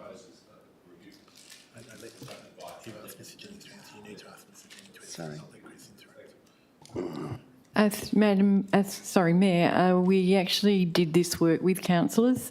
So on the first initial part of it was actually a training session in a forum to look at the methodology from the Australian Centre of Excellence for Local Government. And then after the forum, we took that to the Audit and Risk Committee and actually agreed on aims, priorities and the principles around how we were going to conduct service reviews, which is also the first item on this working group consideration, purpose and role as well, to actually make sure we have a basis of what we're doing and why we're doing it for the service reviews. And Mayor, actually we then did we did a couple of them. Councillor Treby's mentioned the waste and the ranges. We also did some work, you might remember, on aquamotion as well. So there were a couple of minor ones. I did a minor one on council and corporate support for a little while as well, and you might remember having surveys. And you're also correct, Mayor, we did have to pause in 2020 due to the impact on COVID and the amount of other work that we had to take into account. So it is time to renew it as well. So we have been saying this for a number of years in our budget discussions. You may remember I've talked about the fact that we still want to do this and still want to make sure that we understand the basis for a lot of the costs, etc. And importantly, ask our customers the priorities of what they're after. Thank you. And I'll just give Mr Sims the opportunity to add a response as well. Thank you. Thank you, Mayor. I think in addition, from my memory, the Waste Services Review had extensive workshops with elected members through council forums. I recall, I think the Waste Management Advisory Committee also consulted at various touch points within the service review. In addition to the service reviews that Mrs Jennings identified, I believe Mrs Terrelling also led a home and community care service review, which saw the city pivot its delivery mode to an outsourced mode. So yes, council has had a history of conducting service reviews. It was only because of COVID that we paused that. Okay, thank you. Personal explanation, please. Yes, personal explanation. Thank you. I think it's important to understand that you don't separate administration from council. We're one body corporate. Council is responsible for the allocation of resources, and there is no suggestion that any work that's being done by administration is somehow divorced away from the role of the elected body. We are legally and lawfully responsible for everything that happens in this organisation, including, and I'll go back to it, the allocation and management of resources. That's our role. It's always been our role. So there's no process where administration get to go and do what they want and come to us with bright ideas. It is a broad, consolidated corporate approach from governing body through administration to make sure that we're meeting our obligations and getting assurances about the allocation of resources. There is no separation of two bodies. There is only one exercise of power within this organisation, that is in the governing body. I just wanted to make those points. Thank you, Councillor Mayor, Treby. point of order. I just had a point to raise. I'm not sure why Councillor Treby used that, because a member expressing a difference of opinion or contradicting. Councillor Wright, what point are you drawing, what cause? For 4.14, clause 2. Yes. It was more of an expressing a difference of opinion or contradicting what Councillor Baker said. Yes, and further the point of order, paragraph 4.12 of the City Standing Orders has not been complied with. The Speaker, who Just the a minute members, if I before- can please, is responding to... No, Councillor Baker, I need to decide on Councillor Wright's point of order first before I go to your point of order. First of all, the personal explanation from Councillor Treby was in relation to the service reviews we have done and the responsibility of doing the service reviews, and it comes under budget. So therefore, he was reminding us of that under 4.10. And so on that note, I allow that. Thank you, Councillor Wright. Councillor Baker, what is your point of order? Well, I was trying to speak in support of the point of order raised by Councillor Wright, but to be specific, rather than saying what you think or feel the standing orders say, it's important to read the standing orders and to read paragraph 4.12.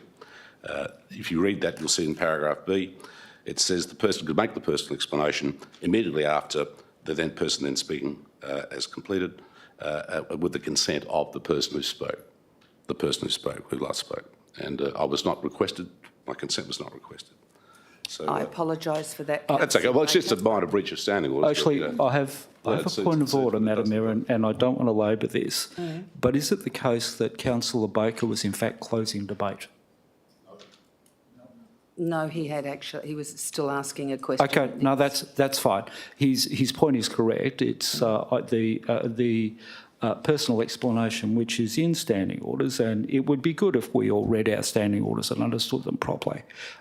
It would be up to the Speaker if he concedes that point in time, but that's fine, Madam. I don't enjoy raising these because I know it's early days, but I just thought I'd make that point. I would just like to state to the chamber that it's actually my job to rule on standing orders, and I've made a rule on the standing orders, and so I vote that we move straight to the vote now because we have discussed it. No more speakers? I think debate can't be closed.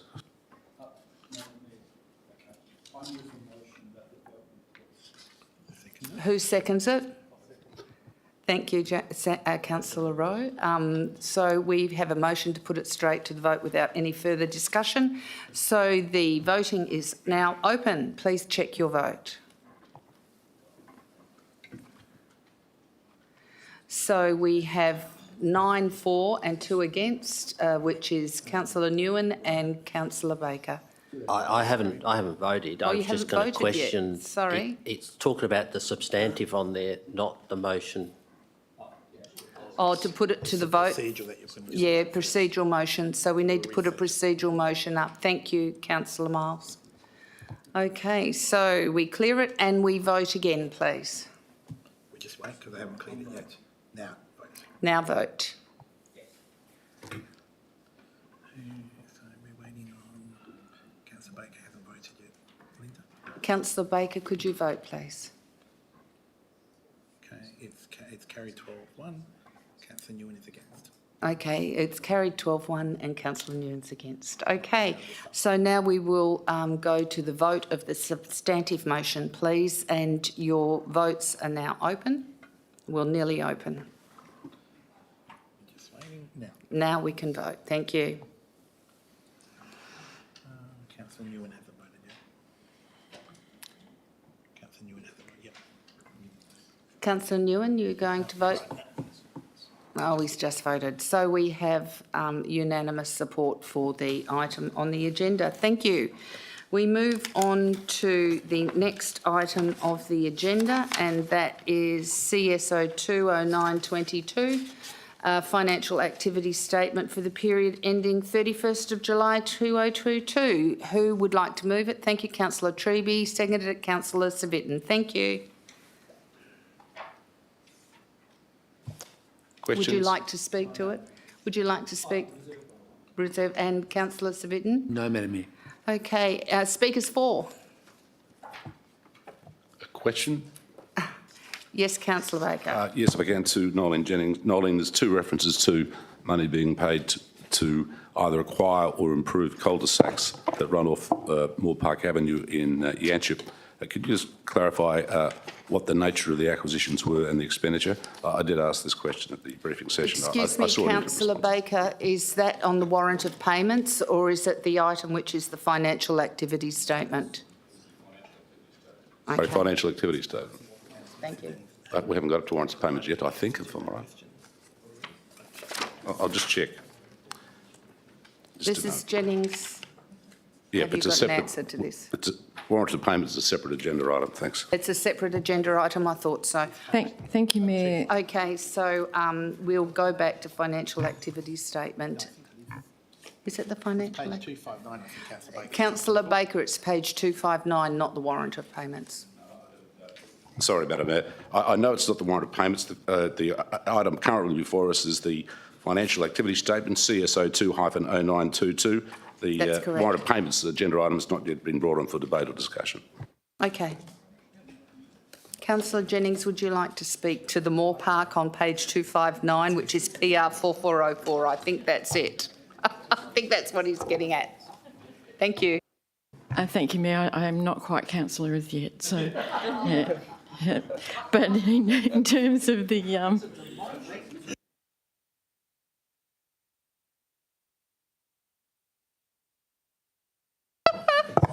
we had a bit of, councillors, we had a bit of role playing during the day today and we had a bit of fun doing it, but sorry, Mrs Jennings. Thank you, Mayor.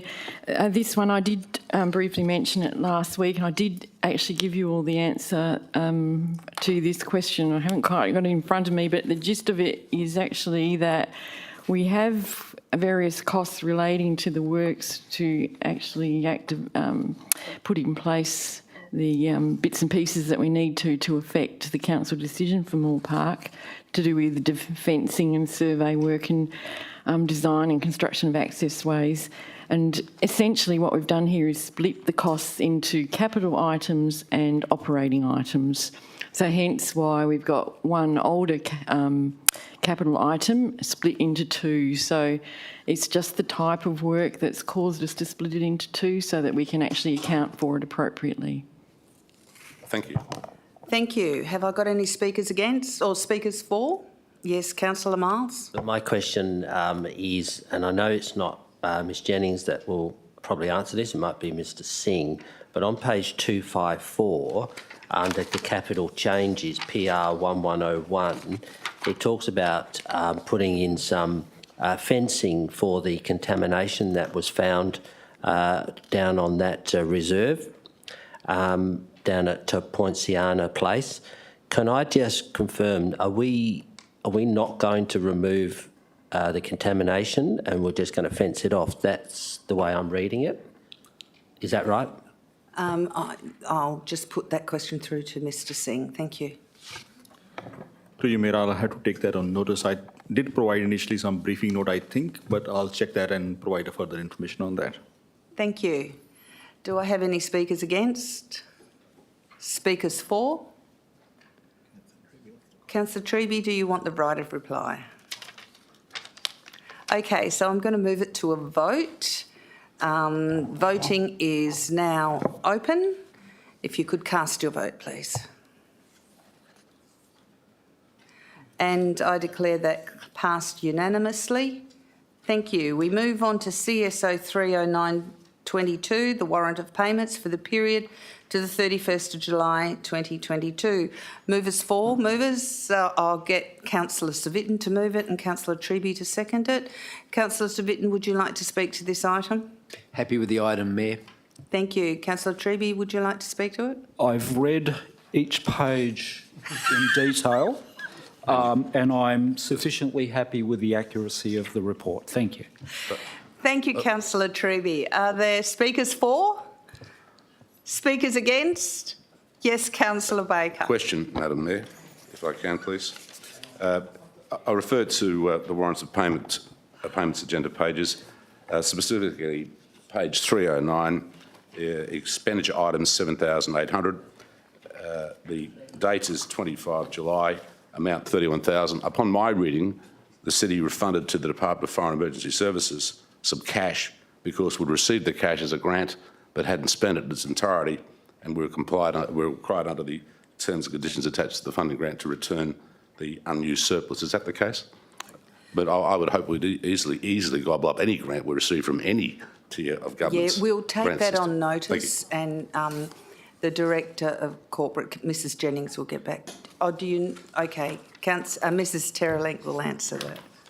Yes, through you, Mayor. So that's actually a combined payment to the Department of Fire and Emergency Services. So it's our cost sharing for the community services manager that we share with DFS, 50-50. There was, I think, just a very slight amount of unspent grant funding for the Queen's Rock Bushfire Brigade that was returned, but the majority of the payment there is actually related to the cost sharing for our Chief Bushfire Control Officer and Community Services Emergency Manager. Okay, thank you. I'd just like to remind the councillors that if they have any items on the warrant of payments, if they could notify Ms Jennings beforehand, she will sort out an adequate answer. Any more questions? Any more for? Any more against? I'll move it to the vote now. Voting is now open.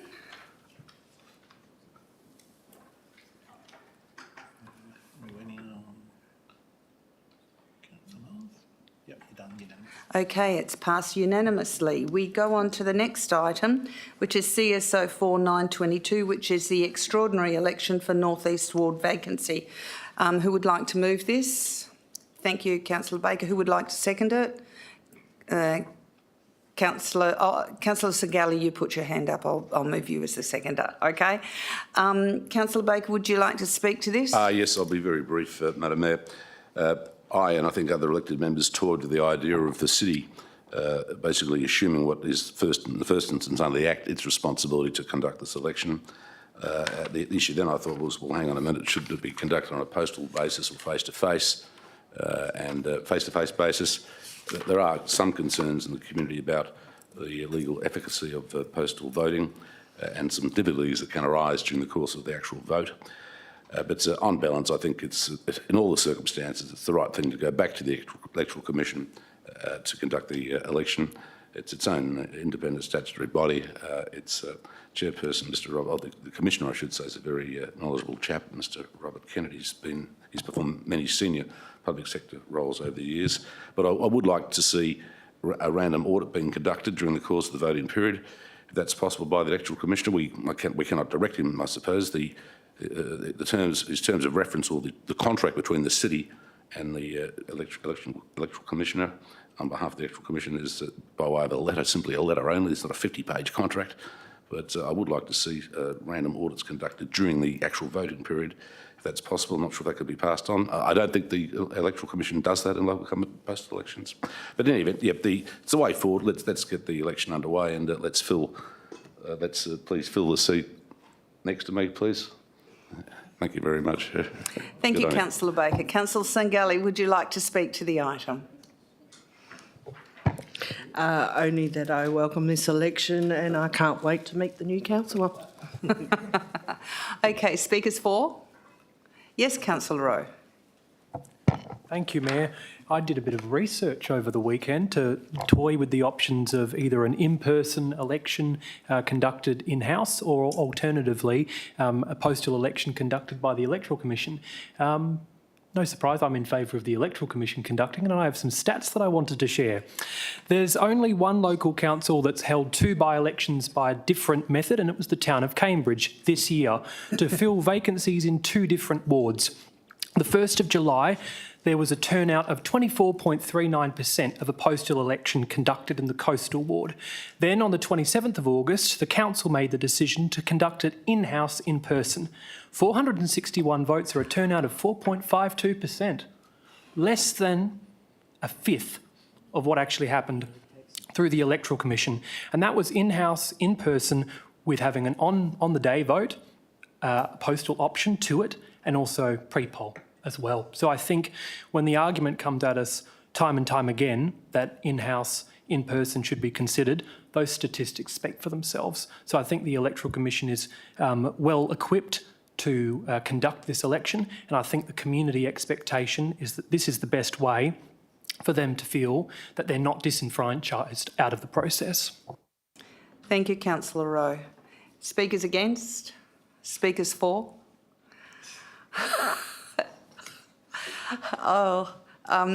Councillor Treby this time. It would be remiss of me, Madam Mayor, and can I say very tongue-in-cheek, congratulations for becoming Mayor and creating this very situation. But hang on, the domino principle applied here, I think you'll find. There was a domino principle. But in reality, I think it's important to note that it was never the preferred view of or position of this council to go through these processes and cost our community what would now be the best part of $500,000. It's a shortfall in both the Local Government Act and also the Electoral Act that did not give or did not allow the powers to either the Minister for Local Government nor the Commissioner for the Electoral Commission to exercise what would have been a more beneficial position to be considered that wouldn't have cost our ratepayers $500,000. I think that it's important to get that on the, not that I had any desire whatsoever to continue, but the cost to the ratepayers has been enormous. And I think it's important that those points are reinforced as often and as loudly as we can possibly make them. Thank you, Councillor Treby. Speakers against? Speakers for? Councillor Miles? Yeah, thank you, Mayor. Look, a couple of points brought up by Councillor Treby, or sorry, Deputy Mayor Treby, and also to Councillor Baker. I too would like administration to maybe request some form of voter checking by the Electoral Commission. Not every vote, just to make sure that the signature panel that's been filled out is from that person, from that house. There are some newspaper articles floating around over the last 2 election cycles indicating that some people, ballots were lost or not delivered and they still voted, but there's no evidence to prove it. I think there was one out Armidale Way, where there was proof somebody was collecting ballots on a particular day and they were arrested there and then by the local police. So I would like to see some sort of audit done during that process, if possible, CEO. That's definitely a request I think Council should ask for.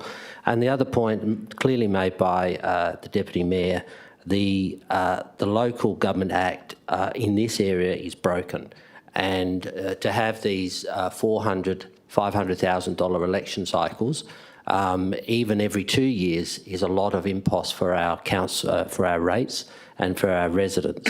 Now, I will always say democracy does cost money, and that has to come into play. But when you have to have extraordinary elections like we've just had, this is now our second one, and we have no clear sort of direction to be allowed to pause this for a particular moment in time until next ordinary council elections next October. I think that we definitely need to be articulating, campaigning. Clearly, Welga hasn't got the capacity to campaign it properly, so maybe we need to do it directly, Mr. CEO, to ask the Minister Carey to try and get these changes done. He's very keen on doing other changes with the election cycle, so this needs to be done as well, where we can leave a vacancy for a ward specifically. The other component of that is the in-person. The report articulated very well the in-person vote would be down to just over 4.5%. So and then you've got to have a particular location, probably be the Clarkson Library. Is that going to be open just on one Saturday to do the in-person, or are you going to have it open over the 2-3 weeks? As the report indicated, the city's never had a policy since 99 or 97, I think the last time they did one. So I think the Electoral Commission is definitely the way to go. I commend the report and just ask council to support it and get on electing another new councillor to replace Mayor Aiken. Thank you. Councillor Miles, Mr Sims would like to speak as well. Thank you. Thank you, Mayor. Just in response to the two matters Councillor Miles raised, yes, happy to discuss with the Commissioner some opportunities that the Commissioner might see to do an audit of a local government election. I will also extend an invite to the CEO of Welga to join me at that meeting. In regards to the second point, Council certainly made its point very clear to the Minister with the extraordinary election for the position of Mayor, and the Minister acknowledged that he would address that in the reform. I can certainly reiterate on behalf of Council to the Minister the same position Council holds in regards to the councillor election as it holds for the mayoral election. Thank you. Speakers against? Speakers for? Yes, Councillor Savitton. Yes, thank you, Mayor. Yeah, look, I'll speak in favour of this, but there is one point I really want to make, and it's been highlighted, but I wanted to be really clear, and that is the fact that the returning officer made the point on how many informal votes were taken by the city, and they were in the hundreds. So it needs to be brought out that we need to look at this through the Electoral Commission to try and make it as clear as possible in the instructions that the voters actually are on top of this and they actually lodge a formal vote. So that's very important. And the other one is, I think maybe we should look at this particular extraordinary election being a ward election. Maybe we look at dropping the fee from $80 to $60 on this occasion only, and then go back to the normal, only because it is a short or 3-year term. So it's only something I brought up that may be discussed at some other time. I know we're running out of time, but thank you. Mr Sims, I think, would like to speak to that. Thank you, Mayor. I think Councillor Vinton raised a very good point in terms of trying to educate our community to make sure that every vote counts. It is interesting that the challenge is less to explain a first past the post voting than it is to explain a preferential preferred voting system. Thank you. Speakers against? Speakers for? Yes, Councillor Nguyen. I do support this item, but I do want to also echo some of the sentiments from some of the elected councillors earlier, especially regarding the cost of the election that we've spent or will be spending over $300,000, and in the mayoral election we've only received 19% of the return ballots. That is still very low, and for the amount of money that we are spending with the low voter turnout, I personally prefer an in-person voting, but I know the data that Councillor Rowe has read out on the basis really that we are in a living cost crisis. There are a lot of fees that our residents are paying, and this is another wasted cost that we have to spend for another election. And I know that it's not our choice. I know this is part of the Act and the limitation that is imposed by the Act that we can't extend, and partly because we have also chosen to change the wards from 3 wards to 7 wards. And because of that change, we are now in this position where if an elected member either resigns or is no longer a member of council during their term, we will always having to incur this cost. I hope the change that is part of Minister Carey's reform allows for some discretion for the vacancy to be to be available until the next election. But I am certainly supportive of this item. Just the concerns regarding the cost. This is cost that we should not have to spend on the election. Thank you, Councillor Liu. And speakers against? Speakers for? Councillor Wright. Thank you, Mayor. Just in regards to this, I certainly hear the rest of the elected members around the table around their points of view, and certainly hope that this is something that the reforms do cover and actually allow the minister to intervene or some sort of form to be able to add a common sense approach. And I do support something like that would come forward. In terms of the election and the form, I certainly am supportive of postal. I do recognise Councillor Rowe's facts around town of Cambridge, which is fine. But it is always good that others are embracive of people who are different of opinion. And certainly as the findings come in, if town of Cambridge happened to be the council that tested the waters in 2022, so be it. But at least we have the evidence and the facts findings as well for that method. And also having a good chat with the returning officer for Wanneroo as well, and actually knowing how the back end of the Electoral Commission works is always handy to know too. I know the sentiments around the community with having so many elections together, close together. I know I'm certainly fed up. I know my colleagues probably are certainly fed up. I know the community is fed up, particularly with signage and a lot of other things. So I am looking forward to us just getting back to business and actually getting, healthy debate and actually talking about good policies going forward for the city. And hopefully we can move on from this period of the city and get ready back to core business. Thank you. Thank you, Councillor Wright. Speakers against? Speakers for?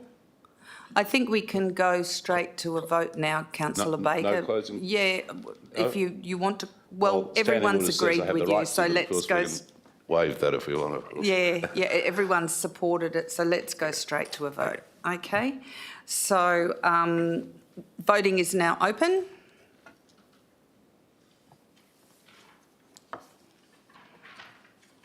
And it's unanimously passed. Thank you very much. We move on to the next item this evening, which is appointment of delegate to Welga North Metropolitan Zone. Myself and Councillor Huntley have nominated for delegate. Are there any nominations for the Welga delegate position from the floor? Okay. So therefore, we will need to take a vote for the delegate position. Let me just wait for them to reset.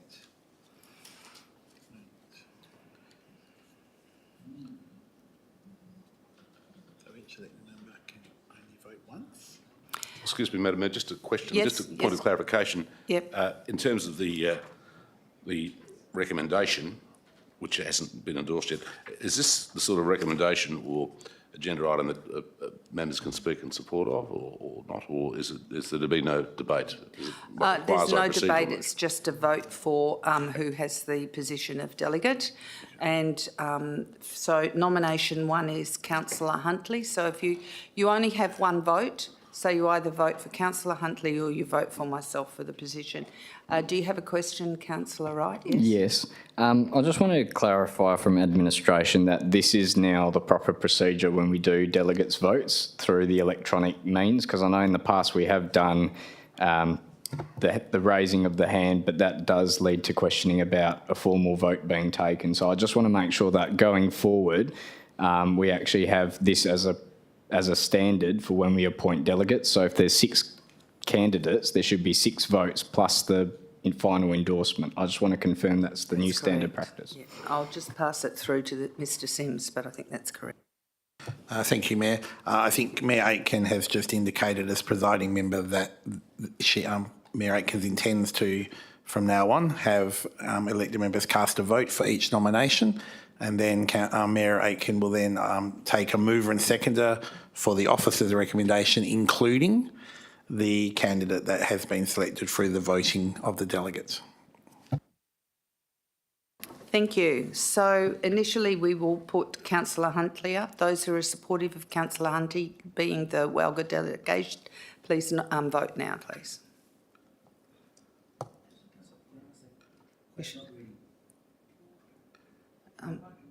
It's too late. Yes or no, yes or no? No, just yes. No. So according to that, Jackie Huntley has the votes to do Welga. Thank you. So congratulations, Councillor Huntley. So we have to take a mover and seconder for the recommendation. Do we need to do a deputy delegate as well? You do now, because Councillor Huntley is moving from deputy to, so we need to. Yes, so do we? No, I'm not interested. So do we have a nomination for deputy delegate? You didn't vote? There was 13 there, wasn't there? 8-3, so there was 11. So we'll go again. We'll vote again. So voting for whether you want Councillor Huntley to be Welga delegate or not. So this is not the deputy nomination anymore. We're back to the delegate proper. Sorry, Mayor. Yes, I was just waiting for the council support team to correct the screen for you, Mayor. Thank you.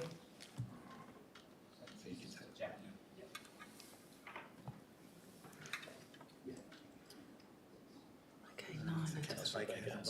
Councillor Baker? Okay, so Councillor Huntley is the Welga delegate. Thank you.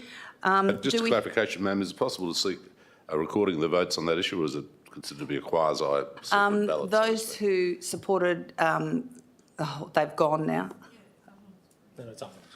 Up on the screen. Good. So if you just read the red ones. So those who supported Mayor Aitken was Councillor Baker, Councillor Nguyen, Councillor Wright, and myself. Thank you. So is it the case that you don't exercise your right to take that position as a mayor? I don't have the opportunity to do that because it's a voted position to go in on the Welga. Okay, thank you. Thank you.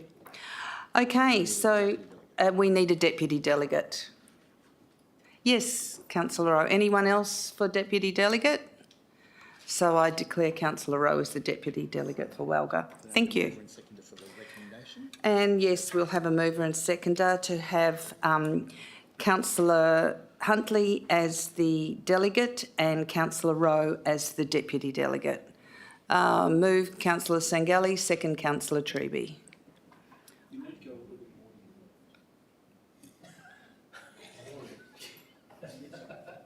And we just need to wait for the team to bring the voting screen up for you.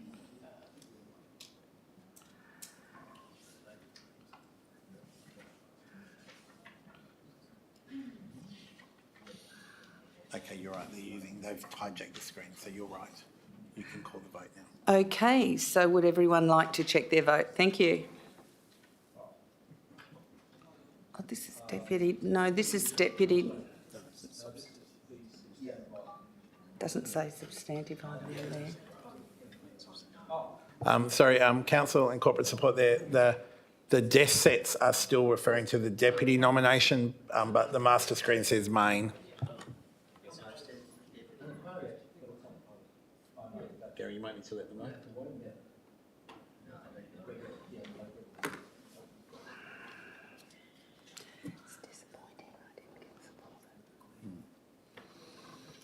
They can't hear us, so you need to.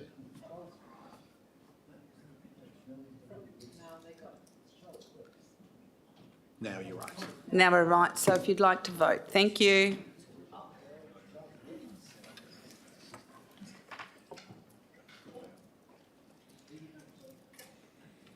Still waiting on a couple, aren't you? So, Councillor Coetzee. Councillor Coetzee, Councillor Parker and Councillor Baker, you haven't voted yet. So that was passed unanimously. Thank you. Okay, I would like to move the next lot on block from Chief Executive Office. We've got CEO 10922, CEO 20922, CEO 30922. Who would like to move the three of them? Thank you, Councillor Wright. And who would like to second? Thank you, Councillor Treby. Councillor Wright, would you like to speak to these items? No, thank you, Madam Mayor. Councillor Treby, would you like No, to speak thank you, to Madam the Mayor. items? So we go straight to the vote. And if you would like to vote now.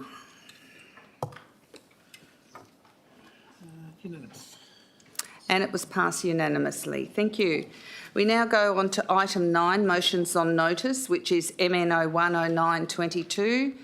And Councillor Nguyen has a motion on notice for rates payment plan fee. Councillor Nguyen, do you have a seconder for this item? Yes, Madam Mayor, I will be the seconder for the purposes of facilitating a debate concerning this motion. Thank you. Councillor Nguyen, would you like to speak to this item?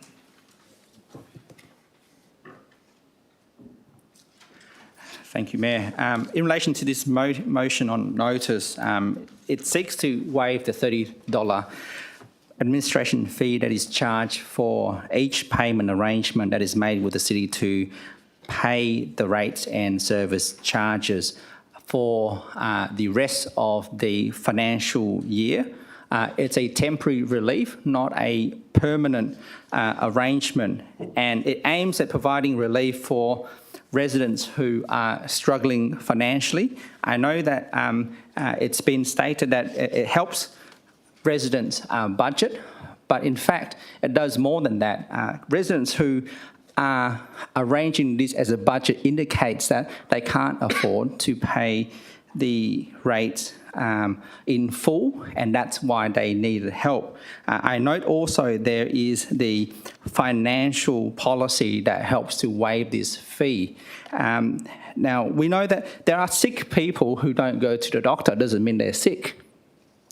There are people who are struggling financially that don't apply to Centrelink.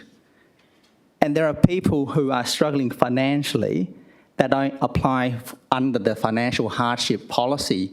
Part of the reason is because it's unknown, and also possibly the stigma that's attached and the hoop that they have to go through to apply for financial hardship. Now, it's very unlikely, given the low number of residents that have applied for financial hardship in the past, that they will do it for $30.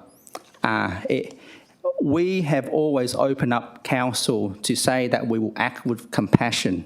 Well, this $30, it's a savings for the residents, for the every year we've got some 5,500 residents that take up this option, and to date we've got roughly just over 1,000 residents that have already paid the $30 payment arrangement. This motion applies to other residents that, if successful, to those that apply for a payment arrangement. Now, this is symbolic of who we are as a council, what we represent, that we stand with our residents who are struggling financially. We have to act with compassion. We need to give our residents the dignity that they deserve during this very difficult time. And it shows, if it gets passed, that we stand in solidarity with our residents. This fee is really a fee on a fee to basically allows residents to enter into a payment arrangement. Any business that receive their fee on a service would be ecstatic, and they sometimes give a discount so that they can receive payment on their service. And here we are charging a fee for those wanting to do the right thing. The other option is, if they don't pay, we then potentially take legal action to commence recovery of the outstanding rates. And I've seen that when I was in court. I've seen many residents that have been taken to court during COVID, this is after the sometime when there was a moratorium on commencement. But at the same time, it's still a very difficult time for our council, and this was part of a budget that was approved by many of my colleagues, which approved the charging of the $30, and I, at that time, did not approve the budget or this particular charging of $30. And I note that in May earlier this year, I've read out the data from data analytics that indicated that residents in Wanneroo, up to 65 to 80% of the residents in Wanneroo were suffering financial stress. Now, since that date, there has been many rate rises, most recently 50 basis point. And so the number of residents that are struggling financially hasn't decreased. In fact, I would assume it has at least increased given the number of rate increases that has happened over the months. And we know that there will be many more rate increases in the future. Councillor Nguyen, you have reached your time limit for speaking. Do I have anyone to move a motion that he continues extra time? I see. Yes, I move that he be granted a further 3 minutes. 3 minutes, 5, 10, 15. Do we have Watch out for the gag motion. Do we have a seconder for that? Yes, Councillor Miles. Okay, thank you. Can we have a vote on that?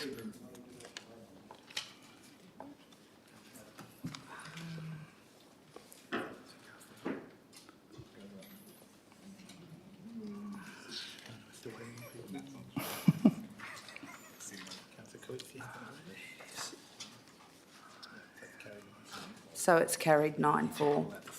And then we have Councillor Wright, Councillor Huntley, Councillor Parker and Councillor Treby against. Thank you. And thank you for the indulgence in the extra 3 minutes. I won't take up much of your time, as this is a simple motion to extend the grace to our residents that are struggling financially. For $30, this is a budget blowout to our council budget of roughly about $126,000. It is not a lot of money compared to all of the projects that we've undertaken and the costs that we have incurred, and potentially some other potential savings as well. But this represents us as a council that we don't leave anyone behind. It stands with the community and our residents. And if we just leave these 5,500 residents who need help the most in this very difficult time, it is a sad day for all of us. And I've got some data that's just been given that other councils don't charge for this fee. Now, I don't know how we can continue to charge when there are other councils who have not charged for a payment arrangement, including, for example, I think Bayswater, the City of Cockburn, there's Stirling, Swan and City of Vincent. So other councils are able to afford their residents the opportunity to make a payment easier. Why can't we do that? So I ask us to make this temporary relief for our residents who are most in need right now. Thank you. Thank you. Councillor Wright? Am I allowed to move a procedural motion, or does the seconder have to speak before that can be done? You can move it at any time. Okay. I would like to that the motion be deferred to the budget review, which will be early next year, for this item to be considered rather than now, because I think I have concerns as a councillor that this may be financial mismanagement, considering that we've already accepted the budget, and I don't feel comfortable voting on something that may have a flow-on impact, considering I get the intentions of Councillor Nguyen and I get where he's coming from, but there may be better avenues to do that. Councillor Wright, it's a procedural motion. Oh, sorry. So what we'll do is I think he was debating, Madam Mayor. Sorry. Yes. So, Can I have a seconder for the procedural motion, please? Councillor Miles. And we'll put it straight to the vote, please.